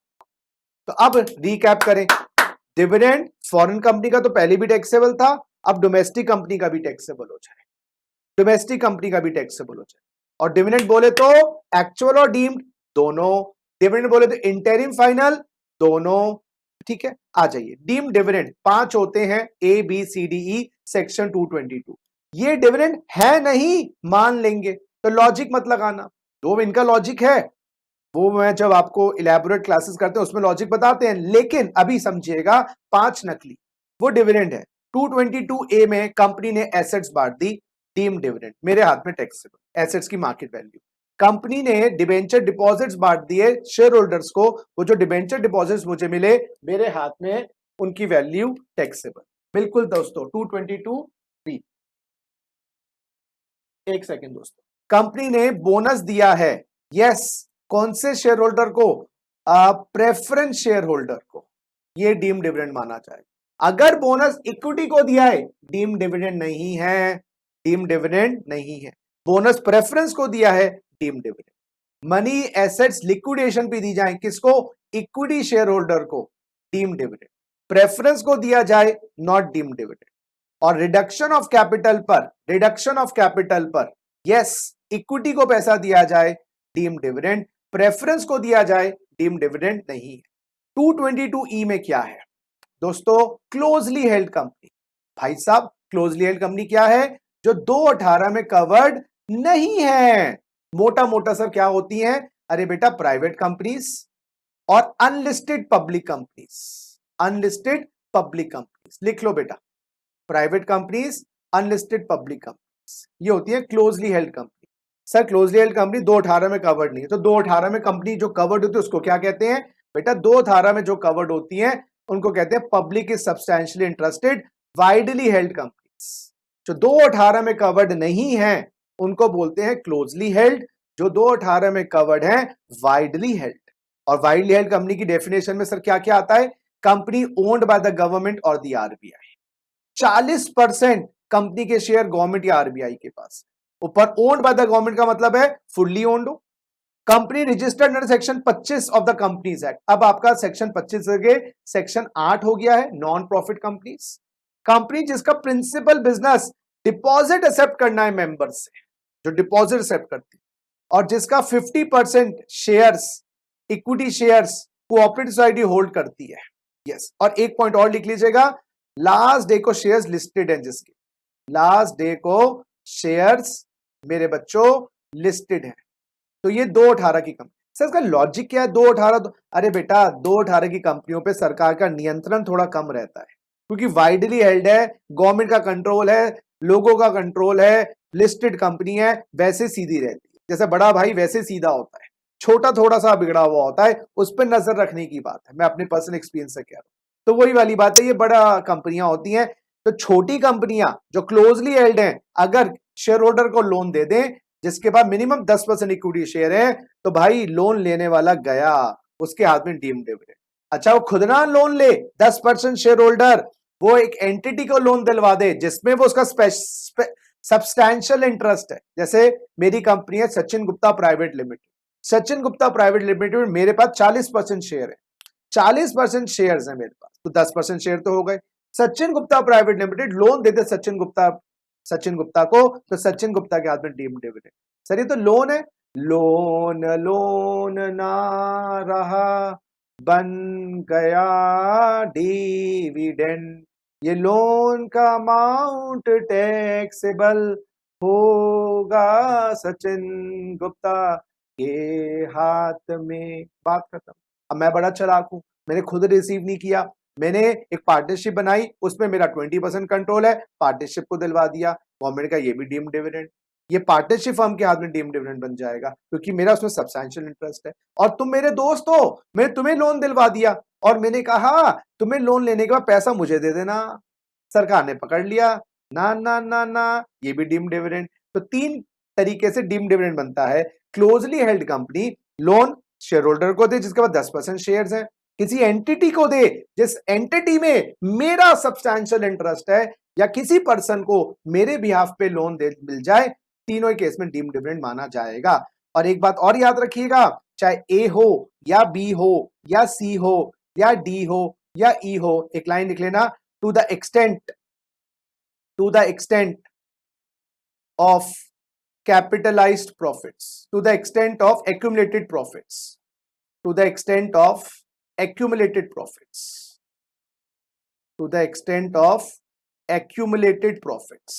ये पांचों के लिए बात लिखना, 222A, B, C, D और E। सर क्या मतलब इसका? अरे बेटा private company Sachin Gupta private limited ने सचिन गुप्ता का लोन दिया, कितने का? 1 करोड़ का, लेकिन कंपनी के accumulated profits Sachin Gupta private limited के मात्र 80 लाख हैं, तो डीम्ड डिविडेंड 80 लाख बनेगा। तो आप ए लिख लेना, ए बी सी डी ई, और accumulated profit whichever is less is deemed as deemed dividend. A B C D E और accumulated profits whichever is less is known as is deemed as dividend. उतना ही amount मेरे हाथ में taxable होगा, क्योंकि जब profit से 80 लाख है तो डीमिंग फिक्शन 222 का एक्यूमुलेटेड प्रॉफिट्स पे लागू होगा, इस बात को याद रखिए। नेक्स्ट दोस्तों, डिविडेंड आपको म्यूचुअल फंड से भी मिलता है, डिविडेंड आपको म्यूचुअल फंड से भी मिलता है। आ गया जी, म्यूचुअल फंड से अगर आपको डिविडेंड मिला है, और म्यूचुअल फंड्स 2 होती हैं, सरकारी म्यूचुअल फंड यूटीआई और गैर सरकारी कोटक महिंद्रा बिरला सन लाइफ। अब दोस्तों इस पर भी CDT या DDT डिविडेंड डिस्ट्रीब्यूशन टैक्स होता था, लेकिन 1/4/2020 से एबॉलिश्ड, यानी कि प्रीवियस ईयर 2021 असेसमेंट ईयर 2021-22 से CDT या dividend distribution tax mutual funds को नहीं देना। तो म्यूचुअल फंड से जो भी इनकम मुझे मिलेगी, यस, अब यूनिट होल्डर के हाथ में टैक्सेबल होगी। बिजली गिरी मुझ पे गिरी। अब क्या करें भाई, पहले म्यूचुअल फंड टैक्स दे देती थी 115R में, अब 115R हटा दिया। पहले क्या था, 115R था म्यूचुअल फंड के हाथ में और 1035 मेरे हाथ में। बिजली गिरती थी म्यूचुअल फंड पर, मैं एंजॉय करता था। अब जब गवर्नमेंट ने बिजली गिराना बंद कर दी तो मेरी छूट बंद हो गई। तो अब वो म्यूचुअल फंड से जो इनकम मिलती है वो टैक्सेबल। और याद रखना यहां पर वर्ड इनकम है, चाहे वो म्यूचुअल फंड से इंटरेस्ट मिले, म्यूचुअल फंड से डिविडेंड मिले, दोनों ही टैक्सेबल होंगे, याद रखिएगा। तो दोस्तों, फॉरेन कंपनी का डिविडेंड भी टैक्सेबल, म्यूचुअल फंड्स का भी इनकम टैक्सेबल और डोमेस्टिक कंपनी का डिविडेंड भी टैक्सेबल। अच्छा, अब दोस्तों ये जो हमें म्यूचुअल फंड से इनकम मिल रही है या हमें डिविडेंड मिल रही है डोमेस्टिक कंपनी से, गवर्नमेंट कह रहा है जी 20% का खर्चा मिलेगा मात्र। तो सर 1 करोड़ का मुझे डिविडेंड मिला, गवर्नमेंट कहते खर्चे जो मिलेंगे मैक्सिमम 20 लाख के, 57 की डिडक्शन, मैक्सिमम 20%। यस, तो आपके यहां जितना भी टैक्सेबल डिविडेंड है और टैक्सेबल म्यूचुअल फंड है 20% खर्चा मिलेगा। और 20% खर्चे में भी कौन सा खर्चा, अरे बच्चों, no deduction shall be allowed from dividend income और income from units of mutual fund other than the deduction on account of interest expenses. ब्याज का खर्चे की डिडक्शन मिलेगी मात्र। पहले तो अगर डिविडेंड टैक्सेबल होता था, कोई भी डिविडेंड होता था, कलेक्शन के खर्चे, कमीशन के खर्चे कुछ नहीं मिलेंगे, मात्र आपको क्या मिलेगा बच्चों, एक खर्चा इंटरेस्ट का खर्चा। अरे ऐसा हो सकता है आपने लोन लिया होगा शेयर्स में इन्वेस्ट करने के लिए, यूनिट्स में इन्वेस्ट करने के लिए लोन लिया होगा, उसका ब्याज, तो ब्याज वो भी मैक्सिमम 20%। तो अगर आपके पास टैक्सेबल डिविडेंड और taxable units of mutual fund की इनकम आई है 20%, आप मैक्सिमम ब्याज का खर्चा ले सकते। तो मान लीजिए अगर 1 करोड़ का डिविडेंड मिला है, क्वेश्चन कहता है 30 लाख का ब्याज है क्योंकि आपने शेयर्स में इन्वेस्ट करने के लिए लोन लिया, गवर्नमेंट कहती है ना 20 लाख। अच्छा, ब्याज के अलावा कोई खर्चा है तो गवर्नमेंट कहती है दिल के अरमा आंसुओं में बह गए, माइनस नहीं होगा। अच्छा, अब बात करते हैं बायबैक। सर बायबैक क्या होता है, अरे बेटा नदी अपना पानी पी गई, पेड़ अपने फल खा गया, कंपनी अपने शेयर्स खरीद लेती है। इसके पीछे बहुत रीजंस होते हैं, शेयर प्राइस को बढ़ाना है, मार्केट कैपिटलाइजेशन को कम करना है। बायबैक में मान लीजिए मेरे पर रिलायंस के शेयर्स हैं और कंपनी मुझसे शेयर्स बायबैक कर देती, तो इनकम तो मेरी हुई ना। 10 का शेयर था, 40 में बायबैक कर लिया, 40 का शेयर 80 में बायबैक कर लिया। इस पे बायबैक टैक्स है, मेरे हाथ में नहीं, कंपनी के हाथ में, थैंक गॉड। तो BBT बायबैक टैक्स ये अबॉलिश नहीं हुआ है। DDT या डिविडेंड डिस्ट्रीब्यूशन टैक्स यूटीआईज पर और CDT कंपनीज पर, डोमेस्टिक कंपनीज पे अबॉलिश हुआ है। लेकिन my dear friends BBT buyback का टैक्स वो अभी तक है। सर किस पे लगता है, डोमेस्टिक कंपनीज पे, अगर वो इनकम डिस्ट्रीब्यूट करती हैं बायबैक पर। अच्छा, लिखा है नॉट बीइंग लिस्टेड शेयर्स, लेकिन दोस्तों ये अब नॉट बीइंग लिस्टेड शेयर्स को हटा दो, अब ये लिस्टेड अनलिस्टेड दोनों पर हैं, ये लाइन ही डिलीट कर दो। With effect from last year he in fact ये अमेंडमेंट आ गई थी, आपको तो 21-22 में याद रखनी है। लिस्टेड शेयर्स हो, अनलिस्टेड शेयर्स हो, रिलायंस के शेयर हो या पप्पू प्राइवेट लिमिटेड के शेयर्स हो, बायबैक का टैक्स कंपनी देगी ऑटोमेटिकली। जो अमाउंट मुझे मिलेगा 1034A में एग्जेम्प्ट हो जाएगा। भाई जब पॉकेट मनी मिलती है, पेरेंट्स टैक्स दे चुकी है ना, तो मेरे हाथ में पॉकेट मनी एग्जेम्प्ट। तो income arising to the share holder due to buyback of the shares is exempt. मैं तो मस्ती की नींद सोऊंगा, टेंशन जिसको होगी वो होगी कंपनी को। अच्छा,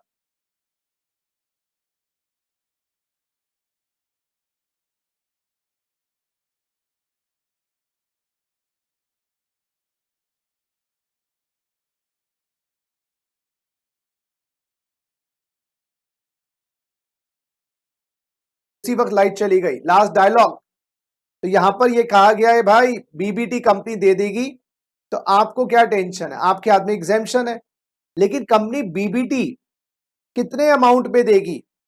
जो कंसिडरेशन कंपनी बांट रही है माइनस कंसिडरेशन कंपनी को मिला था इशू करने पे।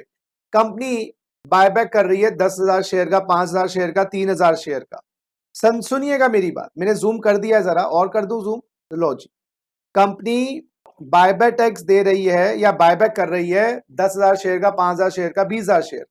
टोटल कंसिडरेशन सारे शेयर होल्डर्स को जो बांट रही है दैट इज 50 लैक्स। सारे शेयर होल्डर को बांट रही है 50 लैक्स। जब 50 लैक्स जब कंपनी ने इशू किए थे ये शेयर्स, कंपनी को 20 लाख मिला था।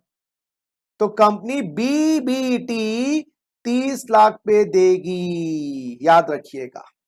तो 50 लाख रुपए कंपनी बांट रही है बीबीटी पर, बायबैक पे बीबी पर। 20 लाख रुपए इशू के टाइम पे कंपनी को मिले थे। हाँ जी, कंपनी को मिले थे। एक सेकंड दोस्तों, बिजली वालों का फोन है।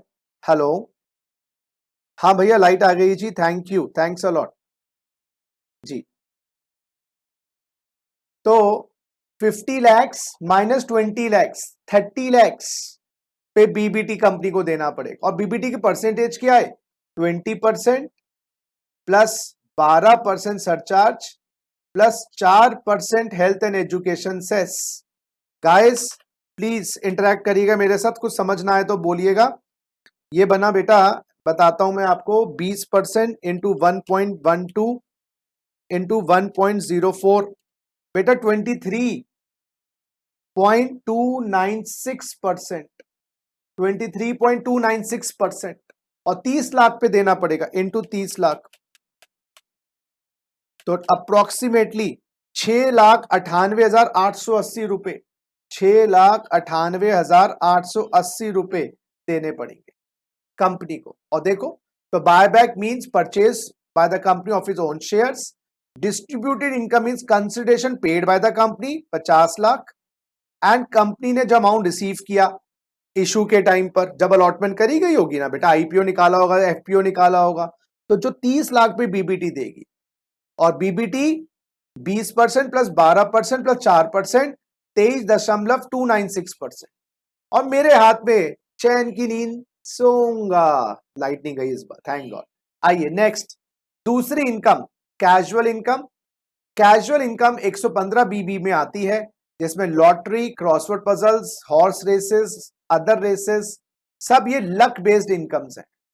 माथे की लकीर, लक बेस्ड इनकम्स। और ये लक बेस्ड इनकम्स पे फ्लैट टैक्स 30% का, फ्लैट टैक्स 30%। हाँ जी, फ्लैट टैक्स 30%। और टीडीएस कटेगा लॉटरी पर, क्रॉसवर्ड पजल पे, कार्ड गेम पे, अदर गेम पे 30%, अगर साल का एग्रीगेट अमाउंट 10,000 से ऊपर। याद रखिएगा, there is no TDS on betting and gambling. Betting और गैम्बलिंग पे कोई टीडीएस नहीं है। टैक्स 30% है लेकिन टीडीएस नहीं है। यस। और हॉर्स रेस पे टीडीएस है, अदर रेस पे टीडीएस नहीं है। अदर रेस पे टीडीएस, कैजुअल इनकम सारी है, टीडीएस नहीं है। हॉर्स रेस पे टीडीएस है 30%, 10,000 से ऊपर। और जहां टीडीएस कट गया बेटा, याद रखना, वहां ग्रॉसिंग अप करना मत भूलना, एग्जाम में गलती हो जाती है। जहां पर, एक सेकेंड दोस्तों, एक फोन और आ रहा है, बिजली वालों का है, नहीं तो वो एकदम ठीक कर देते। हेलो, थैंक यू जी, थैंक यू। हाँ जी, so amount to be included in total income in gross amount, TDS कटने का। केबीसी, कौन बनेगा करोड़पति? जीते 1 करोड़ लेकिन 30 लाख का टीडीएस कट गया, आपको मिले 70 लाख, 70 लाख। लेकिन आप आईयूएस में जो दिखाओगे वो ग्रॉस अमाउंट दिखाओगे, बिफोर टीडीएस, बिफोर टीडीएस दिखाओगे। और उसके लिए 100 माइनस 30 इंटू 100 करोगे एंड दैट इज 1 करोड़। तो बेटा याद रखना, नेट अमाउंट का मतलब होता है रिसीव्ड अमाउंट, नेट अमाउंट का मतलब होता है रिसीव्ड अमाउंट, और ग्रॉस अमाउंट का मतलब होता है विनिंग अमाउंट। हाँ, टैक्सेबल विनिंग अमाउंट होता है बच्चों, टैक्सेबल विनिंग अमाउंट होता है। तो अगर आपकी लॉटरी लगी और 1 करोड़ में से आपको 70 लाख रुपए घर ले जाने के मिले, आईयूएस में 70 लाख दिखाइएगा। अच्छा, और दूसरी बात, खर्चे नहीं मिलेंगे। सेक्शन 58 आ गया, no deduction of any expenditure और अलाउंसेस अलाउड। और 80C टू 80U भी नहीं मिलेगा, वो तो हमें पहले ही पता था। किसी भी स्पेशल रेट की इनकम से गांठ बांध लेना, किसी भी स्पेशल रेट की इनकम से 80C टू 80U कभी नहीं मिलता, कभी नहीं मिलता, कभी नहीं मिलता, बात खत्म। ठीक है, चलिए next income my dear friends, interest on securities. Interest on securities याद रखिएगा, अगर पीजीबीपी में नहीं आई तो आईयूएस में आई। लेकिन सर लॉटरी की इनकम हमेशा आईयूएस में आती। सर मैं लॉटरी का एजेंट हूं, बेटा तेरा एजेंट है ना, कमीशन की इनकम तेरी पीजीबीपी में जाएगी, लेकिन तेरी भी लॉटरी लगेगी ना, लॉटरी एजेंट की भी, वो भी आईयूएस, याद रखिएगा। अच्छा जी, कुछ इंटरेस्ट है एग्जेम्प्ट है, 10-15 में ये सारे इंटरेस्ट एग्जेम्प्ट है, याद रखिएगा, सारे इंटरेस्ट एग्जेम्प्ट है, 10-15 वाले इंटरेस्ट। यस, ये एक बात याद रखिएगा, पोस्ट ऑफिस सेविंग का 3500 रुपए एग्जेम्प्ट है, जॉइंट अकाउंट में 7000 एग्जेम्प्ट है, एक्सेस टैक्सेबल। तो बचत खाता पोस्ट ऑफिस में है ना तुम्हारा, एक्सेस टैक्सेबल, एक्सेस टैक्सेबल बचत खाता पोस्ट ऑफिस में है, 3500 तक एग्जेम्प्ट है, इंडिविजुअल अकाउंट में 7000 रुपए joint. Post office time deposit का ब्याज एग्जेम्प्ट, स्पेशल बियरर बॉन्ड्स का exempt, notified capital investment bonds का ब्याज एग्जेम्प्ट, नोटिफाइड रिलीफ बॉन्ड्स का exempt, notified bonds of public sector company का ब्याज एग्जेम्प्ट, म्युनिसिपल बॉन्ड्स का ब्याज exempt, gold deposit bonds under gold deposit scheme oblique gold monetisation scheme 2015, इसका ब्याज भी एग्जेम्प्ट।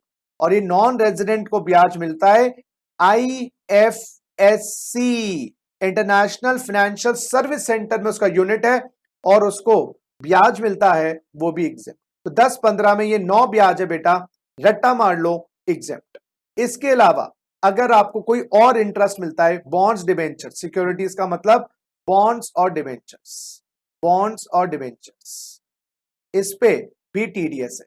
लेकिन दोस्तों ये 3 आपके ऐसे इंटरेस्ट हैं जिसपे टीडीएस नहीं है, केंद्र सरकार राज्य सरकार की securities, listed securities demat form, या अगर आप रेजिडेंट इंडिविजुअल रेजिडेंट एचयूएफ हो और आपको डिबेंचर्स पे ब्याज मिलता है 218 वाली कंपनी से 5000 रुपए तक अकाउंट पे चेक से, नो टीडीएस। अदरवाइज देखो बेटा याद रखना, 10-15 में आ गए, टैक्स ही नहीं है।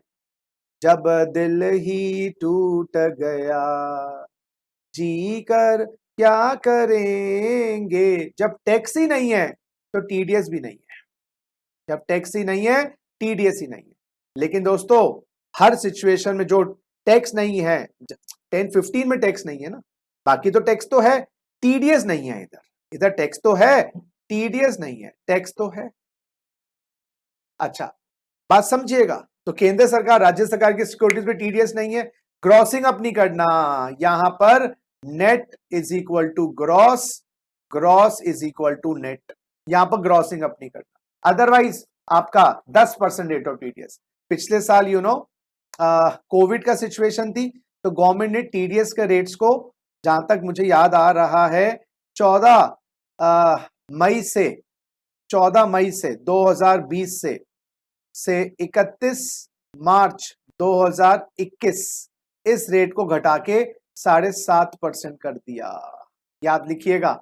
हाँ जी, डेट्स मैं चेक कर लेता हूं बेटा, एक बार मैं डेट चेक कर लेता हूं, आपको डेट, एक सेकेंड दोस्तों, ये 14 मई है या नहीं है, एक सेकेंड दोस्तों, क्योंकि ये डेट्स थोड़ी सी एग्जाम में एमसीक्यू का अगर पेपर है ना तो उसमें आ सकती हैं। यस, तो मैं एक बार डेट आपको कंफर्म कर दूं सो दैट आपको कोई दिक्कत ना हो। एक सेकेंड बेटा,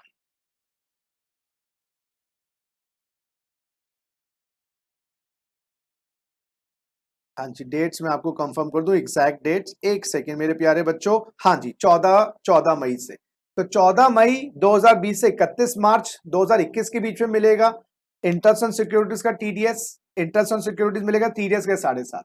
और बेटा 1 अप्रैल 2020 से 13/5/2020 के बीच में मिलेगा तो टीडीएस का रेट 10%। मैं इन्फेसिस ज्यादा टीडीएस पे जब दूंगा जब हम वो करेंगे टीडीएस का टेबल। ठीक है, नेक्स्ट ग्रॉसिंग नेट करना पड़ेगा, हाँ इन केस में नहीं करना पड़ेगा। और दूसरे केसेस बॉन्ड वॉशिंग ट्रांजेक्शन्स क्या होती है 94(1) में, अरे बच्चों एक रिकॉर्ड डेट आ रही है, लोग बड़ी हेरा फेरी करते हैं, बड़ा दिमाग चलता है हमारा। रिकॉर्ड डेट आ रही है 31 दिसंबर 2020। सर रिकॉर्ड डेट क्या होती है? अरे इस दिन जिसके पास सिक्योरिटी है ब्याज मिलेगा। तो मेरा दोस्त है रामलाल, मेरे रामलाल को ना इस डेट से पहले सिक्योरिटीज बेच दी और इस डेट के बाद सिक्योरिटीज खरीद ली। इस दिन सिक्योरिटीज का ओनर कौन था? रामलाल, मेरा दोस्त। दोस्त दोस्त तो काम आएगा भाई मुसीबत में। और दोस्त को इंटरेस्ट मिला और मैंने इंटरेस्ट रामलाल के हाथ में टैक्स करवा दिया। हाथ धो लिए, रिकॉर्ड डेट से पहले सिक्योरिटीज बेच दी, रिकॉर्ड डेट के बाद खरीद ली। तो गवर्नमेंट कहते भाई बेचना तो सही था, वापस खरीदने से हमें यह पता लग गया कि आपने जानबूझ के ब्याज उसके हाथ में टैक्स करवाया, you are evading the tax. तो गवर्नमेंट कहती है भाई ये ब्याज जो है ना ये रामलाल का नहीं माना जाएगा, ये ट्रांसफर का माना जाएगा, दैट इज मी। अच्छा पढ़िए, owner the security sell security before the record date, acquires the same after record date, interest received by the transferee transfer का बन जाएगा। या तो आप बताओ, हमने लास्ट के 3-4 साल ऐसा कभी नहीं किया, या टैक्स बचा नहीं, या आप बोलो रामलाल की इनकम तो 1 करोड़ है, मेरी इनकम तो 5 लाख है, मेरे हाथ में जुड़ता तो बल्कि टैक्स कम लगता, तो रामलाल के हाथ में जुड़ के तो टैक्स ज्यादा लग रहा है। या तो आप ये बताओ टैक्स एवेजन हुआ नहीं, बच जाओगे। ठीक है, आइए next, interest other than interest on securities. ये बेटा बैंकों का इंटरेस्ट, हाँ सुन लो, या कंपनी डिपॉजिट्स, उसका टीडीएस होता है, कंपनी डिपॉजिट्स उनका TDS. Other than interest on security 10%, यहां पर भी रेट वही 7.5%। 14 मई से 2020 से 31 मार्च 2021। कितना कितना टीडीएस है बच्चों? सुनो, पोस्ट ऑफिस का अगर आपका ब्याज है या बैंक अगर पे कर रहा है तो 40,000 रुपए सालाना एफडी अकाउंट आ गया ना इसमें, सब बताऊंगा अभी। अदर पेयर जैसे कोई कंपनी है 5,000 की लिमिट है, और डिपॉजिट सीनियर सिटीजन लिमिट 50,000 की। 3 ब्याज पर डेटा कोई टीडीएस नहीं है। फर्म पार्टनर को दे, फर्म पार्टनर को दे, कोऑपरेटिव सोसाइटी मेंबर को दे, और बैंक सेविंग अकाउंट और आरडी पे, ये रेकरिंग अकाउंट यहां से काट दो, रेकरिंग अकाउंट यहां से काट दो। तो बैंक अगर सेविंग अकाउंट का ब्याज देती है उस पर टीडीएस नहीं है, लेकिन बैंक अगर एफडी का ब्याज देती है, रेकरिंग अकाउंट का देती है 40,000 से ऊपर, पूरे पे टीडीएस कटेगा। तो आईसीआईसीआई बैंक में अगर एफडी है 45,000 की, उसका 10% या 7.5% 20-21 की बात करें कटेगा। क्लियर? मैं अब रुक रहा हूं, बोलिए। अब यहां पर बीच में वो एक इलेक्ट्रिसिटी चली भी गई थी, तो इसलिए थोड़ा सा कंटिन्यूएशन ब्रेक हो गई। प्लीज बताइएगा, मैं रुक गया हूं, प्लीज बताइए, क्वेरीज बताइए।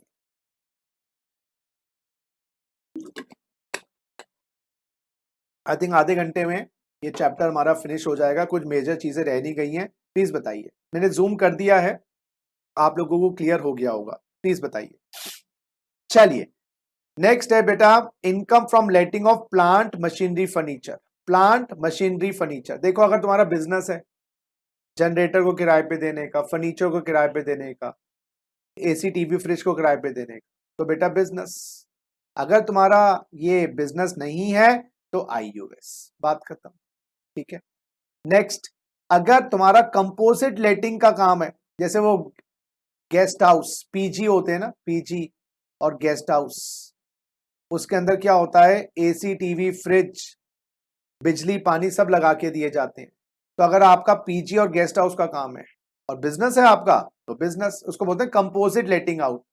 कंपोजिट लेटिंग आउट, कंपोजिट रेंट मिलता है आपको बिल्डिंग के साथ, क्योंकि पीजी गेस्ट हाउस की फीचर क्या है, खाना पीना बिजली पानी सब मिलता है।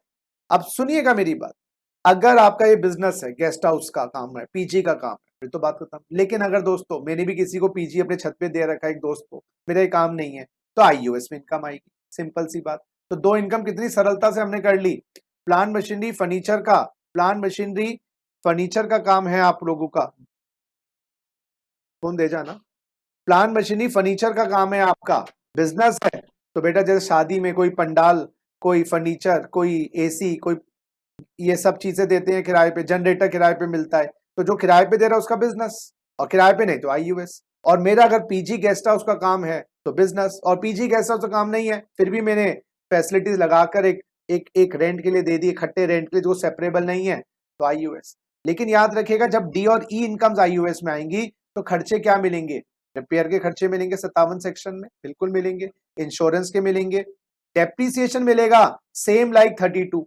जो पीजीबीबी वालों को डेप्रीसिएशन मिलता है मेरे बच्चों, डेप्रीसिएशन मुझे भी मिलेगा, चाहे मेरा फर्नीचर लेटिंग आउट का आईयूएस में इनकम आ रही हो तो, कंपोजिट लेटिंग आउट की इनकम आईयूएस में आ रही हो तो मुझे डेप्रीसिएशन मिलेगा, और भी कोई रेवेन्यू खर्चा वो भी। तो किराए की इनकम जब भी आईयूएस में आएगी सारे खर्चे मिलेंगे, डेप्रीसिएशन मिलेगा ब्लॉक बना के 32 की तरह जैसे पीजीबीबी को मिलता है, और मेरा इंश्योरेंस और रिपेयर सब।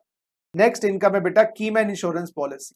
ये कीमैन का विस्तृत रूप में हमने पढ़ा था, पीजीबीपी में भी पढ़ा था और इसको सैलरी में भी पढ़ा था। लेकिन अगर कीमैन का पैसा पीजीबीपी में नहीं आए, सैलरी में नहीं आए, तो आईयूएस में आएगा। लेकिन आईयूएस में कब आएगा? जब ये पैसा कीमैन को मिला या उसके लीग, और कीमैन एम्प्लॉय नहीं है, हाँ कीमैन एम्प्लॉय नहीं है, या इसको लीगल हायर्स को मिला उसकी डेथ पर, तो ये दोनों ही अमाउंट आईयूएस में दिखाएंगे। कौन? कीमैन या लीगल हायर्स। और कीमैन पॉलिसी के बारे में विस्तृत चर्चा मैंने करी थी वहां पर। आइए आ जाइए, तोहफा तोहफा तोहफा, लाया लाया लाया। Sum property receive by any person, चाहे कंपनी को मिले, फर्म को मिले, एओपी को मिले, इंडिविजुअल को मिले, एचयूएफ को मिले। क्या मिल रहा है? मॉनेटरी गिफ्ट मिल रही है, कैश, चेक, पे ऑर्डर के रूप में आपको मिल रहा है। 50,000 से ऊपर ज्यादा मिलेगा जब टैक्सेबल होगा, 50 तक एग्जेम्प्ट है।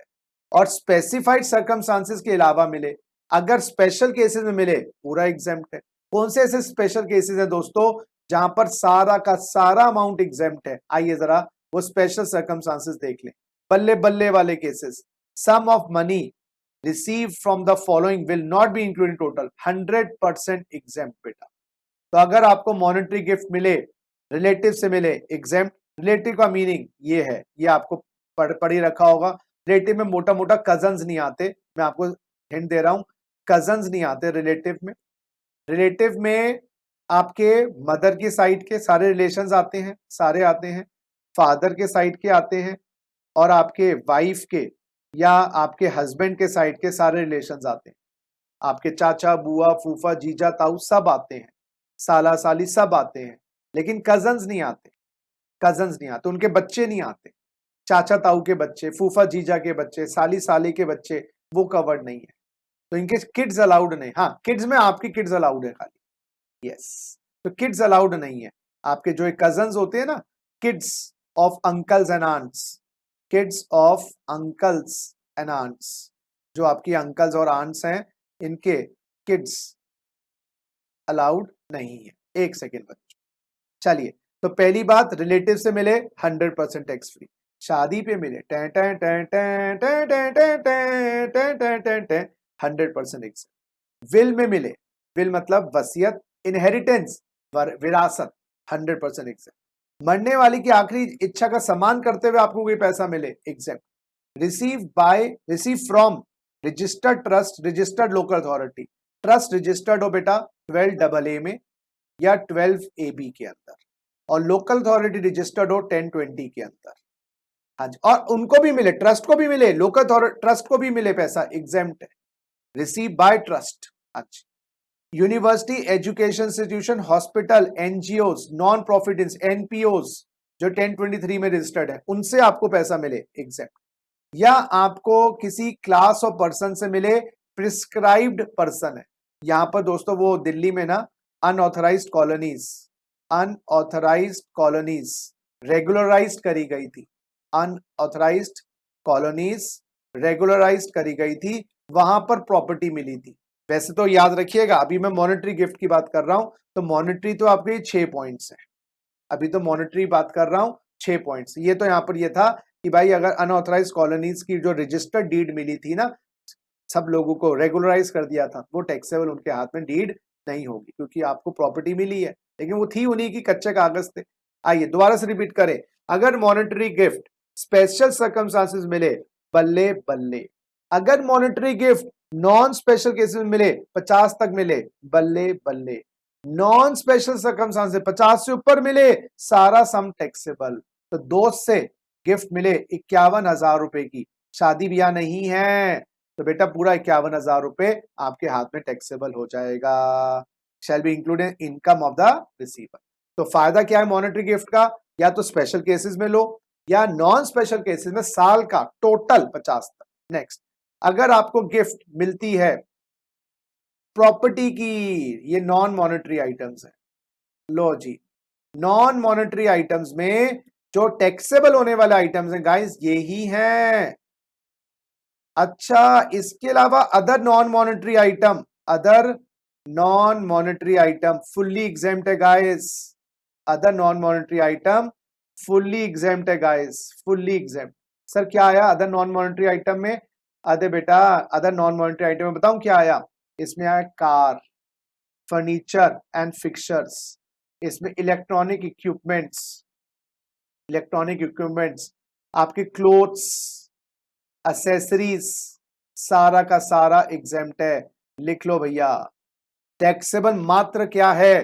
Land building, share debenture bonds, jewellery, ornaments, Boolean, gold के कॉइन्स, सिल्वर के कॉइन्स, इस टाइप की चीजें, antiques, archaeological collection, drawings, painting, art, sculptures, models और कोई भी ऐसे वर्क ऑफ आर्ट। मॉडल का मतलब कोई वो रैंप वाली मॉडल नहीं मैं कह रहा, स्कल्पचर्स का मतलब है मॉडल्स ऑफ वैक्स, क्ले, पुतला, कोई चीज का, कोई कैरिकेचर, वो चीजें कह रहा हूं। तो नॉन मॉनेटरी आइटम्स में यही चीजें टैक्सेबल होंगी। अगर आपको कार गिफ्ट में मिली, लंबरगिनी मिली है, आपको रोल्स रॉयस मिली है, एग्जाम, आप एग्रीमेंट बना के रख लो, आप तो बच जाओगे, देने वाला फंसेगा भाई तेरे पास कहां से आए। तो कोई अगर आपको कोई कार गिफ्ट कर रहा है 10 करोड़ की, आप ले लेना, एग्रीमेंट बनवा लेना, भाई मैं होशोबाज में दे रहा हूँ, मेरा इनकम टैक्स का परमानेंट अकाउंट नंबर ये है, डीड बना के रख लेना, बाद में गवर्नमेंट ये ना कि तुम्हें चोरी करके लिए किसी की। तो भाई मुझे कोई टेंशन नहीं है, कोई मुझे गिफ्ट देना चाहे महंगी से महंगी गाड़ी की, महंगी से महंगे फर्नीचर की, महंगी से महंगी प्लांट एंड मशीनरी की, मेरे हाथ में सब एग्जेम्प्ट है, इस बात को याद रखिएगा। टैक्सेबल सारे आइटम नहीं। आइए सर, अब टैक्सेबल करेंगे इमूवेबल प्रॉपर्टी। अगर आपको गिफ्ट में मिली है तो गवर्नमेंट कहती है एसडीवी 50 तक है तो एग्जेम्प्ट, एसडीवी 50 से ज्यादा है पूरी एसडीवी टैक्सेबल। हाँ, लेकिन सर अगर इमूवेबल प्रॉपर्टी आपको उन केसेस में मिली, स्पेसिफाइड सर्कमस्टांसेस, बल्ले बल्ले आओ भैया। अगर ये स्पेशल केसेस में, यस माय डियर फ्रेंड्स, आओ मैंने एक बात बतानी थी आपको, यहां पर देखो प्रॉपर्टी वर्ड भी लिखा है। अच्छा, तो मॉनेटरी मिले स्पेशल सर्कमस्टांस में, नॉन मॉनेटरी मिले सारा एग्जेम्प्ट। यानी कि आप हमेशा गिफ्ट्स को स्पेशल केसेस में लेना तो बेटर है। अच्छा, अगर आपने अब कंसिडरेशन के लिए लिया प्रॉपर्टी गिफ्ट में, गिफ्ट का मतलब होता है नो कंसिडरेशन, गिफ्ट का मतलब होता है नो कंसिडरेशन, अब कंसिडरेशन के लिए लिया है तो दोस्तों एक थोड़ा सा पॉइंट मैं बताऊंगा, ये वाला पॉइंट। आइए सर, तो दोस्तों मुझसे, अब मेरे दोस्त से, एक फ्रेंड है मेरा, एक सेकेंड दोस्तों, मुझे एक सेकेंड का टाइम दीजिएगा, एक नोट्स बना के मैं आपको समझा दूं।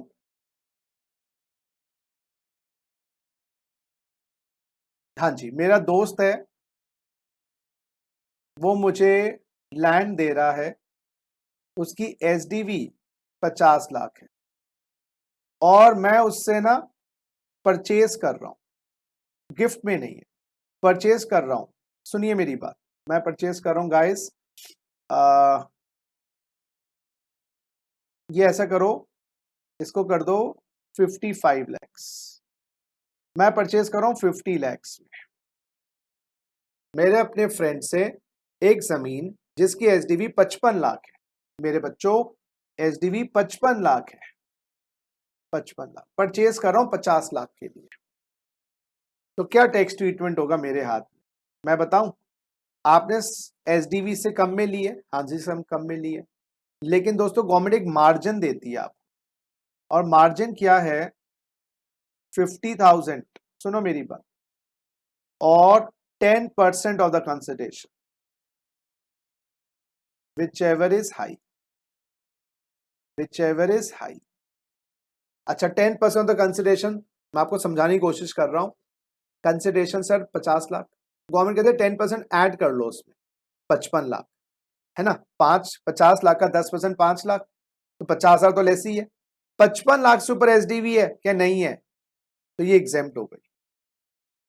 देखिए जरा, तो यानी कि मैं ये बोल दूं कि आपका जो एसडीवी है, हाँ इन दोनों के अमाउंट से या तो एसडीवी आपकी 50,000 से ज्यादा हो या 10% कंसिडरेशन से ज्यादा, विच एवर इज हाई। 50 से तो ज्यादा है, वैसे तो 5 लाख का डिफरेंस है, लेकिन 10% ऑफ द कंसिडरेशन की भी आपको यहाँ पर मार्जिन ऑफ एरर दे रहे, 10% ऑफ द कंसिडरेशन का मार्जिन ऑफ एरर। तो यानी कि अगर आप 50 लाख की प्रॉपर्टी खरीद रहे हैं ना, 55 लाख से ऊपर ज्यादा उसकी एसडीवी नहीं होनी चाहिए, तो हम टैक्स नहीं करेंगे। अच्छा 1 करोड़ की ले रहे हो तो सर 1 करोड़ 10 लाख से ऊपर एसडीवी नहीं होनी चाहिए। पहले ये 5% था, अब ये 10 हो गया है, इस बात को याद रखिएगा। अच्छा सर मैं 20 लाख की ले रहा हूं तो 22 लाख से ऊपर एसडीवी ना हो। अच्छा मैं 10 लाख की ले रहा हूं तो सर जी 11 लाख से ऊपर एसडीवी ना हो। सर मैं 5 लाख की ले रहा हूं, 5,50,000 से ऊपर एसडीवी ना हो। सर मैं 4 लाख की ले रहा हूं, अब बताओ 4,40 नहीं 50, क्योंकि 10% 4 लाख का 40,50, तो 50,000 तो 50,000 तक की डिफरेंस तो इग्नोर कर देते हैं, लेकिन 10% कंसिडरेशन का भी हम इग्नोर कर सकते हैं। तो अब सुनिए मेरी बात, अब आंसर दीजिएगा दोस्तों। Purchase price, SDV, tax treatment बताइएगा जरा। परचेज प्राइस है दोस्तों नील, मैं लैंड और बिल्डिंग की ही बात कर रहा हूं, और एसडीवी है 40,000। केस 1 बताइए क्या ट्रीटमेंट बेटा, एग्जाम। परचेज प्राइस नील, एसडीवी 60,000, तो बेटा 60 के 60,000 रुपए टैक्सेबल मेरे हाथ में, प्राप्तकर्ता के हाथ। बहुत बढ़िया। Purchase price sir 20,000, SDV sir SDV 70,000। Government कहती है 50 का बेनिफिट मिलेगा ना, 10% ऑफ द कंसिडरेशन 2,000 और 50, तो 20 प्लस 70 एग्जेम्प्ट। अब आपको इससे समझ आ जाए, सर मैं खरीद रहा हूं लाख रुपए की और एसडीवी है 1,70,000। देखो दोस्तों 10% of the purchase price consideration है 10,000 और 50, 1.5 लाख से ऊपर नहीं होनी चाहिए, 170 है ना, तो बेटा पूरा 70,000 रुपए टैक्स है। सर मैं खरीद रहा हूं 10 लाख की और 11 लाख की एसडीवी है, 11 लाख की एसडीवी है। अरे बच्चों 10% कंसिडरेशन का मार्जिन है, 11 लाख से ऊपर है नहीं, एक से। अब आपको क्लियर हो जाना चाहिए इस टेबल से। अच्छा लास्ट केस देखिए, मैं खरीद रहा हूं 20 लाख की, एसडीवी 23 लाख की, आहा 22 तक चल जाता, पहले 5 था अब 10 हो गया, तो ये 3 लाख रुपए टैक्स। ठीक है, चलो कॉपी कर, कॉपी करिए।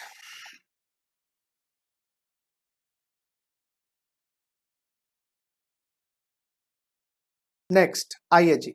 अच्छा अगर मूवेबल की बात करें तो फेयर मार्केट वैल्यू 50 तक है एग्जाम, फेयर मार्केट 50 से ऊपर है तो एफएमवी टैक्सेबल। यहां 50 का डिफरेंस लेना है, 10% वाला कॉन्सेप्ट नहीं है। अरे यहां 10% वाला कॉन्सेप्ट नहीं है, तो सेम क्वेश्चन जो हमने अभी किया, सुनो मेरी बात मेरे बच्चों, सेम क्वेश्चन, अब इसको चेंज कर दो। अब इसको लैंड बिल्डिंग की जगह इसको ज्वेलरी मान लो, इसको ज्वेलरी मान लो, और इसको एसडीवी को एफएमवी मान लो, एफएमवी। हाँ जी, पहले केस में एग्जेम्प्ट, बिल्कुल सही। दूसरे केस में 60 के 60,000 एफएमवी टैक्सेबल, तीसरे केस में एग्जेम्प्ट, चौथे केस में एक 70 का 70, ये एग्जेम्प्ट नहीं होगा, 50 का ही लिमिट मिलेगी बेटा यहाँ पर। अब यहाँ पर आंसर विल बी दोस्तों 1 लाख रुपए टैक्सेबल। ये डिफरेंस देखो, 10% वाला कॉन्सेप्ट नहीं है, खाली 50 सस्ता हो सकता है, 50 तक, 50 से ज्यादा सस्ता है या 50 से ज्यादा डिफरेंस है एसडीवी का और परचेज प्राइस का, तो पूरा डिफरेंस टैक्स है। तो मूवेबल में 10% की लिमिट है जो पहले 5 होती थी, सॉरी इमूवेबल में 10% की लिमिट है जो 5 होती थी। भाई यहाँ तो 1% की लिमिट नहीं, 50,000 की लिमिट है, खाली सस्ता 50 तक ले सकते हो, उससे ज्यादा नहीं। तो यहाँ पर 1 लाख भी टैक्सेबल हो जाए, लिख लो फटाफट लिखो। और कल का सेशन में दोस्तों हम करने वाले हैं सेट ऑफ क्लबिंग और डिडक्शन, सेट ऑफ क्लबिंग और डिडक्शन। यस, तो कल का सेशन में guys set off clubbing deduction, yes, और एग्रीकल्चर इनकम अगर टाइम मिला तो set off clubbing deduction will be revised and amendments discussed in the forthcoming session, that is tomorrow. आइए दोस्तों, अच्छा उसके बाद गिफ्ट की बात हो गई। अब आइए कंपनसेशन। दोस्तों, सरकार ने जबरन आपकी प्रॉपर्टी एक्वायर कर ली है और उस कंपनसेशन मिलने में देर ना हो जाए, कहीं देर ना हो जाए, उस देर के बदले में सरकार ब्याज देती है, वो भी रिसिप्ट बेसिस पे टैक्सेबल होता है। क्योंकि आपको याद होगा कंपनसेशन 45(5) में रिसिप्ट बेसिस में टैक्सेबल होता है कैपिटल गेन में। उसी प्रकार से ये जो ब्याज है ये रिसिप्ट बेसिस पे टैक्सेबल होगा। उसी प्रकार से बच्चों ये ब्याज जो है रिसिप्ट बेसिस पे टैक्सेबल होगा। और कब होगा? आईयूएस में ही होगा जिस साल मिला। लेकिन गवर्नमेंट ने कहा क्योंकि इतने दिन इतने साल पीड़ा आपने सहन करी, 50% फ्लैट डिडक्शन मिलेगी, ड्यू बेसिस पे टैक्सेबल नहीं होगा। तो 3 साल का ब्याज मिला, 18-19 का ड्यू हुआ था ब्याज 1 लाख, 19-20 का ड्यू हुआ था 1 लाख, सुनो मेरी बात, और 20-21 में ड्यू हुआ था 1 लाख, और ये सारा का सारा अमाउंट 3 के 3 लाख 20-21 में मिले। तो बेटा 3 लाख में से 1.5 लाख घटा दो, 1.5 लाख रुपए 20-21 में आएंगे। तो ड्यू बेसिस पे टैक्सेबल नहीं है, रिसिप्ट बेसिस पर जब मिलेगा जब टैक्सेबल, आधा टैक्सेबल क्योंकि आधा डिडक्शन। एडवांस मनी फोरफिटेड 1/4/14 के बाद, ये लास्ट सेशन में बताया था, अगर आपका बयाना आपने फोरफिट कर लिया है क्योंकि आपने प्रॉपर्टी बेचने के लिए एग्रीमेंट किया था और बायर खरीद नहीं पाया, तो वो टैक्सेबल 1/4/14 के बाद आईयूएस में होता है, रिसिप्ट बेसिस। 1/4/14 से पहले कॉस्ट से घटाते थे, टैक्सेबल नहीं होता था। आइए नेक्स्ट है share premium in excess of fair market value for closely held company. Closely held company बताया बेटा अभी 218 में जो कवर्ड नहीं है, ठीक है, वो क्या कर रही है? सुनिए मेरी बात, क्लोजली हेल्ड कंपनी क्या कर रही है दोस्तों? फेस वैल्यू है शेयर का जो कंपनी इशू कर रही है 10 रुपए, ठीक है। सर प्रीमियम पे इशू कर रहे हैं क्या? हाँ, इशू प्राइस है 15, तो बेटा कितना प्रीमियम हो गया? 5 रुपए। सर जी मार्केट वैल्यू कितनी है शेयर की? गवर्नमेंट कह रही है फेयर मार्केट वैल्यू 13 रुपए। गवर्नमेंट कहती तुम्हें शर्म नहीं आती? फेयर मार्केट वैल्यू 13 रुपए, 15 रुपए में कौन खरीदता है? कुछ हेरा फेरी है। तो गवर्नमेंट ने कह दिया excess of issue price over fair market value वो इनकम है। यस, तो आप बताओ कितनी इनकम बनेगी?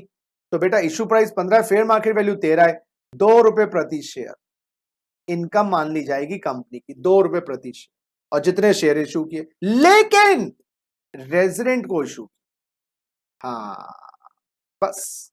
तो अगर प्रीमियम पे इशू किए, क्लोजली हेल्ड कंपनी ने किए, मार्केट वैल्यू, अच्छा अगर आपका इशू प्राइस 13 है, 12 है, 10 है, फिर कोई दिक्कत। आग लगती है गवर्नमेंट को मार्केट वैल्यू से ऊपर इशू ना करो, ये हेरा फेरी के चंके। नंबर 2 नंबर 1 में कन्वर्ट करने का तरीका है ये, अपने ही पैसे को हाई प्राइस पे दिखाकर वापस ले लेते हो शेयर होल्डर से। वो ना समझो, जो मैं कह रहा हूं वही समझ लो, बेटर है। देखो फेस वैल्यू 10 रुपए, इशू प्राइस 15 रुपए, फेयर मार्केट वैल्यू 13 रुपए।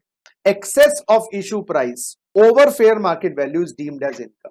लेकिन इशू किसको किया गया है? रेजिडेंट को। इशू किसको किया गया है? रेजिडेंट को। इस बात को याद रखना, इशू किसको किया गया है? रेजिडेंट को, ठीक है। चलिए, अगर नॉन रेजिडेंट को सेक्शन लागू नहीं होगा, क्लोजली हेल्ड कंपनी नहीं है, सेक्शन लागू नहीं होगा, याद रखिएगा। आइए सेक्शन 57 डिडक्शंस। बेटा हमने कुछ डिडक्शंस तो हेड्स ये अलग अलग इनकम कर ली, जो रह गई फैमिली पेंशन की इनकम। फैमिली पेंशन जो एम्प्लॉय की डेथ के बाद उसके फैमिली मेंबर को मिलती है, 1/3 ऑफ द फैमिली पेंशन और 15,000 विच एवर इज लेस। तो फैमिली पेंशन बेटा 1 लाख रुपए मिल रही है विडो को, तो 1 लाख का 1/3 33,000, वो तो ज्यादा आ गया, 15,000 हो जाएगी deduction. 85,000 rupees will be tax, 85,000 will be tax, 1/3 of the family pension और 15,000 विच एवर इज लेस। अच्छा मिली आपको, मान लो मिली आपको 30,000 है, तो 1/3 30,000 का 10,000, फिर 10,000 माइनस करेंगे, तो 15,000 से ऊपर नहीं है। और कुर्बानी कुर्बानी कुर्बानी कुर्बानी भाई 115 BAC, ये डिडक्शन नहीं मिलेगी फैमिली पेंशन वाली अगर आप 15 BAC में आ गए। अब रिकैप करो, सैलरी में बहुत सारी कुर्बानियां थी, हाउस प्रॉपर्टी में 24B की कुर्बानी थी, पीजीबीपी में कुर्बानी क्या थी अगर 15 बीएससी में आ गए? मूंग में बहुत सारी कुर्बानियां थी। कैपिटल गेन में कोई कुर्बानी नहीं है। अगर आप बीएससी में आ गए, कैपिटल गेन में कोई कुर्बानी नहीं है। यहां ये कुर्बानी है, 57(2)(a) की डिडक्शन है, ये 57(2)(a) की डिडक्शन नहीं मिलेगी, नहीं मिलेगी। अच्छा नेक्स्ट, ये दो पेंशंस होती हैं 1018 और 1019, ये हमारी सोल्जर्स को मिलती हैं वीरता दिखाने के लिए या वीर गति प्राप्त करने के लिए। वीरता दिखाई है, वीरता या बेचारे वीर गति, बेचारे नहीं बोलना चाहिए ना, वीर गति को प्राप्त हो गए, तो देश की रक्षा करते हुए वीर गति को प्राप्त हो गए या वीरता दिखाई है दोस्तों उन लोगों ने, हम उनको एग्जेम्प्ट करें। So pension receive by individual और family pension by family member, pension receive by individual और family pension by family member, यानी कि वीरता दिखाई है, पेंशन मिली है इस कारण, या वीर गति को प्राप्त हो गए इसलिए फैमिली पेंशन मिली है। जब भी चक्र मिला, वीर चक्र, महावीर चक्र, परमवीर चक्र, गैलेंट्री अवार्ड्स एक्सेप्ट। अच्छा, यहां पर अगर आप बीएससी में आ भी जाओ ये मिलती रहेगी, और वीर गति को प्राप्त हो गए हमारा जवान, तो उसमें उनकी फैमिली पेंशन मिलती है, वो एग्जेप्ट। लेकिन ये वाली जो डिडक्शन है ना, बीएससी में छीन लेते हैं, लेकिन ये वाली तो रहेगी रहेगी, आप बीएससी में आओ ना हो। इसके अलावा गवर्नमेंट कहती है कोई भी खर्चा 57 का हो, कोई भी खर्चा 57 का हो, कोई भी खर्चा रेवेन्यू का हो, आईयूएस से माइनस हो सकता है।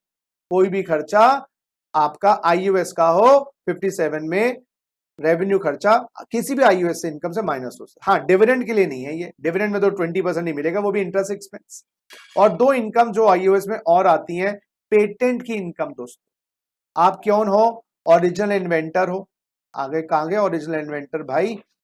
आप ओरिजिनल इन्वेंटर हो, लिख लो ओरिजिनल इन्वेंटर हो।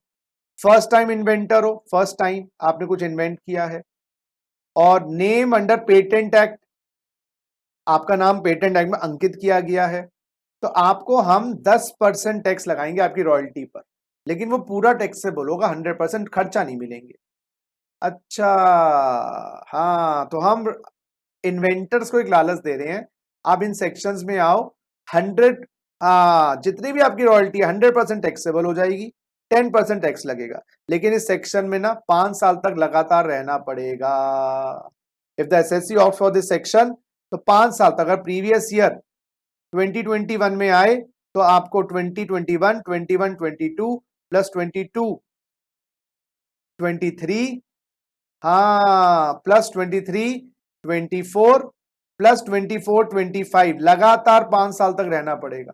और अगर किसी साल तोड़ दिया तो आगे के 5 साल वहां से, अगर मान लो इस साल आप सेक्शन में नहीं आए, लिखा है ना, if SSC opts for this section for any previous year, आपने ऑप्ट कब किया?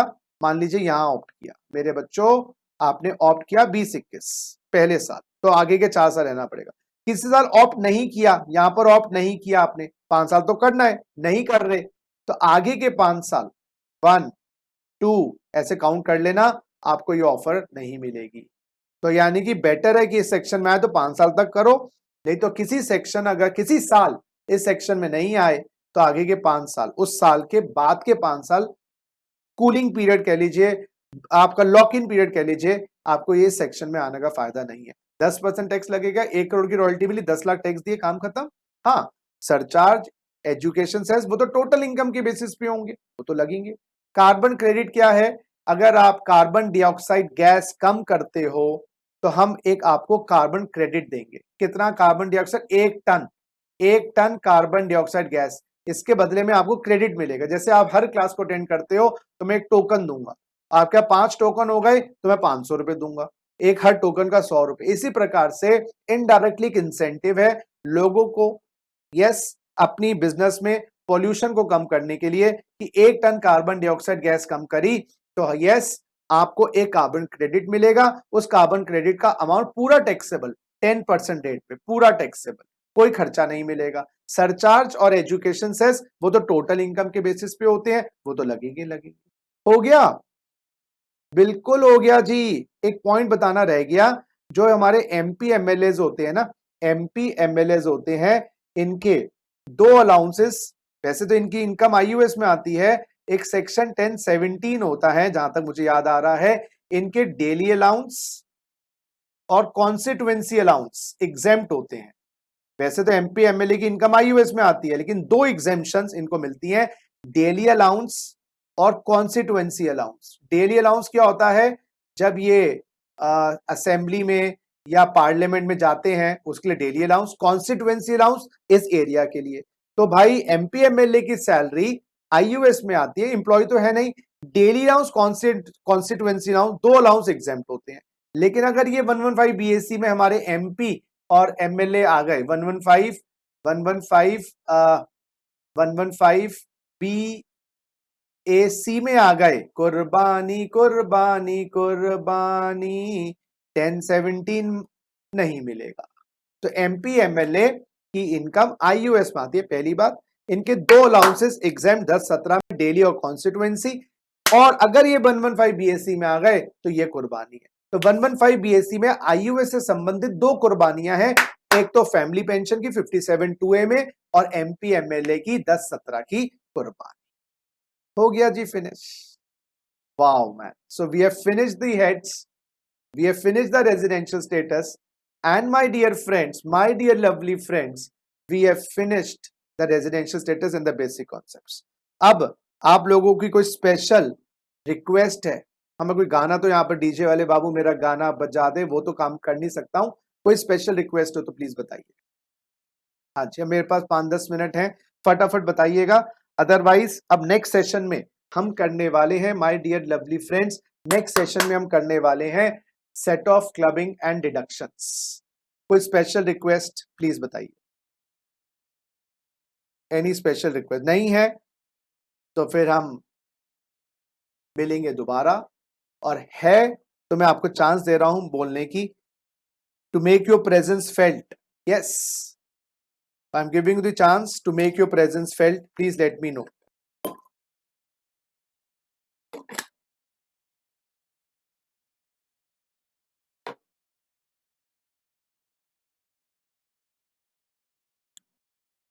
कृष्णा, ये मैराथन ही तो हो गया एक तरीके से, सबको ज्वाइन कर दो। हाँ जी नेहा, वो भी करेंगे सब। इनकम टैक्स में सारा करेंगे, इनकम टैक्स में 100% कवरेज करेंगे बेटा, विल डू 100% कवरेज। तो अब ये स्मॉल स्मॉल चैप्टर स्टार्ट हो गए, तो कल करेंगे अपना 3-4 चैप्टर्स इकट्ठे कर लेंगे, क्लबिंग, सेट ऑफ डिडक्शंस, फिर नेक्स्ट में हमारा रिटर्न असेसमेंट्स, ये सारे करेंगे, डोंट वरी। अब पूरे उसके क्या कहते हैं, अंजाम तक लेके जाएंगे, डोंट वरी, पूरे अंजाम तक। कृष्णा, आप देखो ना, देखो क्या होता है, मैराथन क्या होता है, 8 से 12 घंटे का होता है, 8 से 12 घंटे का होता है। ये भी आपका वही हो गया, 16 घंटे का हो गया। तो मैराथन आप इसको कंबाइन कर दूंगा मैं, बाद में सारे लेक्चर्स को कंबाइन कर दूंगा, तो हमारा 16 घंटे कितने, अभी आज 5वां सेशन है, 8 सेशन हो जाएंगे, तो 8 दूनी 16 घंटे मैराथन हो गया इनकम टैक्स का। तो ये मैराथन ही है। देखो मैराथन में अगर मैं सुपर स्पीड पे चलूंगा ना, उसका कोई फायदा ही नहीं है। तो कृष्णा आप इसको मैराथन ही माने, आप इसको ना देखें अभी, आप इसको जब पूरा हो जाएगा तो मैं इसको 20 घंटे का एक सेशन बना के इकट्ठा कर दूंगा, तो आप उसको 2 दिन में देख लीजिएगा, 8-8 घंटे आपका मैराथन बन जाएगा। Every day we are having from 3 to 5, we are having from 3 to 5, yes, we are having from 3 to 5 every day, Monday to Friday. तो once income tax gets over, 5 sessions और लगेंगे या 4 सेशंस और लगेंगे, GST भी मैं करवाऊंगा, yes, तो जीएसटी भी हम करवाएंगे, बिल्कुल करेंगे, जीएसटी भी करेंगे। तो दोस्तों जैसे मैंने कहा था सेशन के स्टार्टिंग में, और दोबारा रिपीट कर रहा हूं, जो मैंने आपको टिप्स दिए थे उनको आप थोड़ा सा रिसर्च करना स्टार्ट करो, थोड़ा सा फॉलो करना स्टार्ट करो, थोड़ा सा बदलाव, थोड़ा मीठा मीठा हवा का झोंका तुम्हारी लाइफ में आना शुरू होगा। थोड़े थोड़े आपको उमंग, थोड़ी थोड़ी रे ऑफ होप आपकी लाइफ में आना स्टार्ट होगी। एक दिन में बदलाव नहीं आएगा, क्योंकि दोस्तों इतने साल की कंडीशनिंग, इतने साल की हमारी सोच बनी है। अभी मिनिमम आप 18-20 साल के तो मिनिमम सब बच्चे हो यहाँ पर, तो इसलिए मैंने आप लोगों को बताया था, जो बच्चे, उनके लिए दोबारा रिपीट कर रहा हूं, जो अभी ज्वाइन हुए हैं, कि खुश कैसे रहें, फ्रस्ट्रेशन कैसे कम करें, स्ट्रेस कैसे कम करें और पढ़ाई में जोश, पढ़ाई में होश वापस कैसे लेके आए। तो वही बात मैंने जो डिस्कस करी थी उसको मैं दोबारा से 2 मिनट लेके डिस्कस कर रहा हूं और फिर मैं अपने सेशन को समाप्त करूंगा। और उसके लिए मैंने आपको एग्जाम्पल भी बताया था कि थोड़ा सा डाउन टू अर्थ बने, थोड़ा सॉफ्टनेस लेके आए, थोड़ा चीजों को डुअलिटी में ना देखें, ये अच्छा ये बुरा, वो फ्रस्ट्रेशन क्रिएट करेगा। तो इन चीजों को आप लास्ट ईयर डीटी और this year DT difference please, वो मैंने क्लास के अंदर जब हम डिस्कस करते हैं तो जितने भी चीजें आई हैं डिफरेंसेस अमेंडमेंट्स के, ये स्मार्ट नोट्स के लिंक्स आपको मिलेंगे और उसके अंदर ये मैंने हाईलाइट कर रखे हैं डिफरेंसेस, तो ये मैंने हाईलाइट कर रखे हैं ऐसे। तो ये नोट्स को ना, हर सेशन के नोट्स को आप डाउनलोड कर लीजिएगा, सेशन सारे हमारे चैनल पे पड़े हैं, उससे आप डाउनलोड कर लीजिए। नीचे आपके सेशन 1 के नोट्स, सेशन 2 के नोट्स, सेशन 3 के नोट्स, सेशन 4 के नोट्स, और नीचे आपको ना ये हाईलाइटेड ग्रे एरिया में, ग्रे एरिया लकूना जो हम इनकम टैक्स की भाषा में कहते हैं, आपको सारी चेंजेस मिल जाएंगी। हाँ जी, can possible to pass within 2 months for CMA first group. देखो बेटा, एक होता है मैं बोलूं बेटा सब कुछ पॉसिबल है, एक राय तो ये है, मैंने बोला ना एक राय तो ये दे सकता हूं सब कुछ पॉसिबल है, कुछ भी हो सकता है। एक राय है बी प्रैक्टिकल। तो ये 2 महीने में आपको ये देखना पड़ेगा क्या आपने पहले कभी पढ़ाई करी है, पहले आपने कभी पास्ट एग्जामिनेशन क्वेश्चंस देखे हैं, क्या फुल फ्लेज सिलेबस किया है। That will depend upon many factors Krishna, that will not depend upon one. अगर हम बोले भाई खुदकुशी कर लो, भाई कर लो देखा जाएगा जो होगा, वो एक वे, एक ओपिनियन है। दूसरा ओपिनियन ये होता है be practical. So when I did my CA, I did it by giving one group at a time, so doesn't matter. तो मैंने अपना फाइनल जो दिया था एक एक करके दिया था फाइनल वाला एग्जाम, तो एक मैंने, मुझे पता था अपनी कैपेसिटी। तो I think you should know your capacity and play on it. Time is nothing, time is in the mind. Joe Biden president बन रहे हैं 70 75 पता नहीं 78 साल की उम्र में लोगों जी, और कितने ओल्ड प्रेसिडेंट बने हैं 78 साल में, 78 में लोग सोचते हैं कि भाई रिटायर हो गए मर जाएं। 78 छोड़ो, 68 70 में भी लोग सोचते हैं कि भाई खत्म हो जाए बस बहुत हो गया। वो प्रेसिडेंट है, उमंग है। तो अगर कोई 40 साल का बंदा सोचे कि भाई अब तो 40 साल ही, 40 साल तो जिंदगी के और पड़े हैं, तो टाइम तो कुछ होता ही नहीं, माइंड का क्रिएशन है। इस बात को याद रखिएगा। कोई नहीं डियर कृष्णा, कोई नहीं, आप टच में रहिएगा, देखते हैं फिर क्या बात होती है, एक बार डिस्कस करेंगे, कभी बैठ के टाइम मिलेगा तो आप डिस्कस करेंगे। तो डिस्कस करेंगे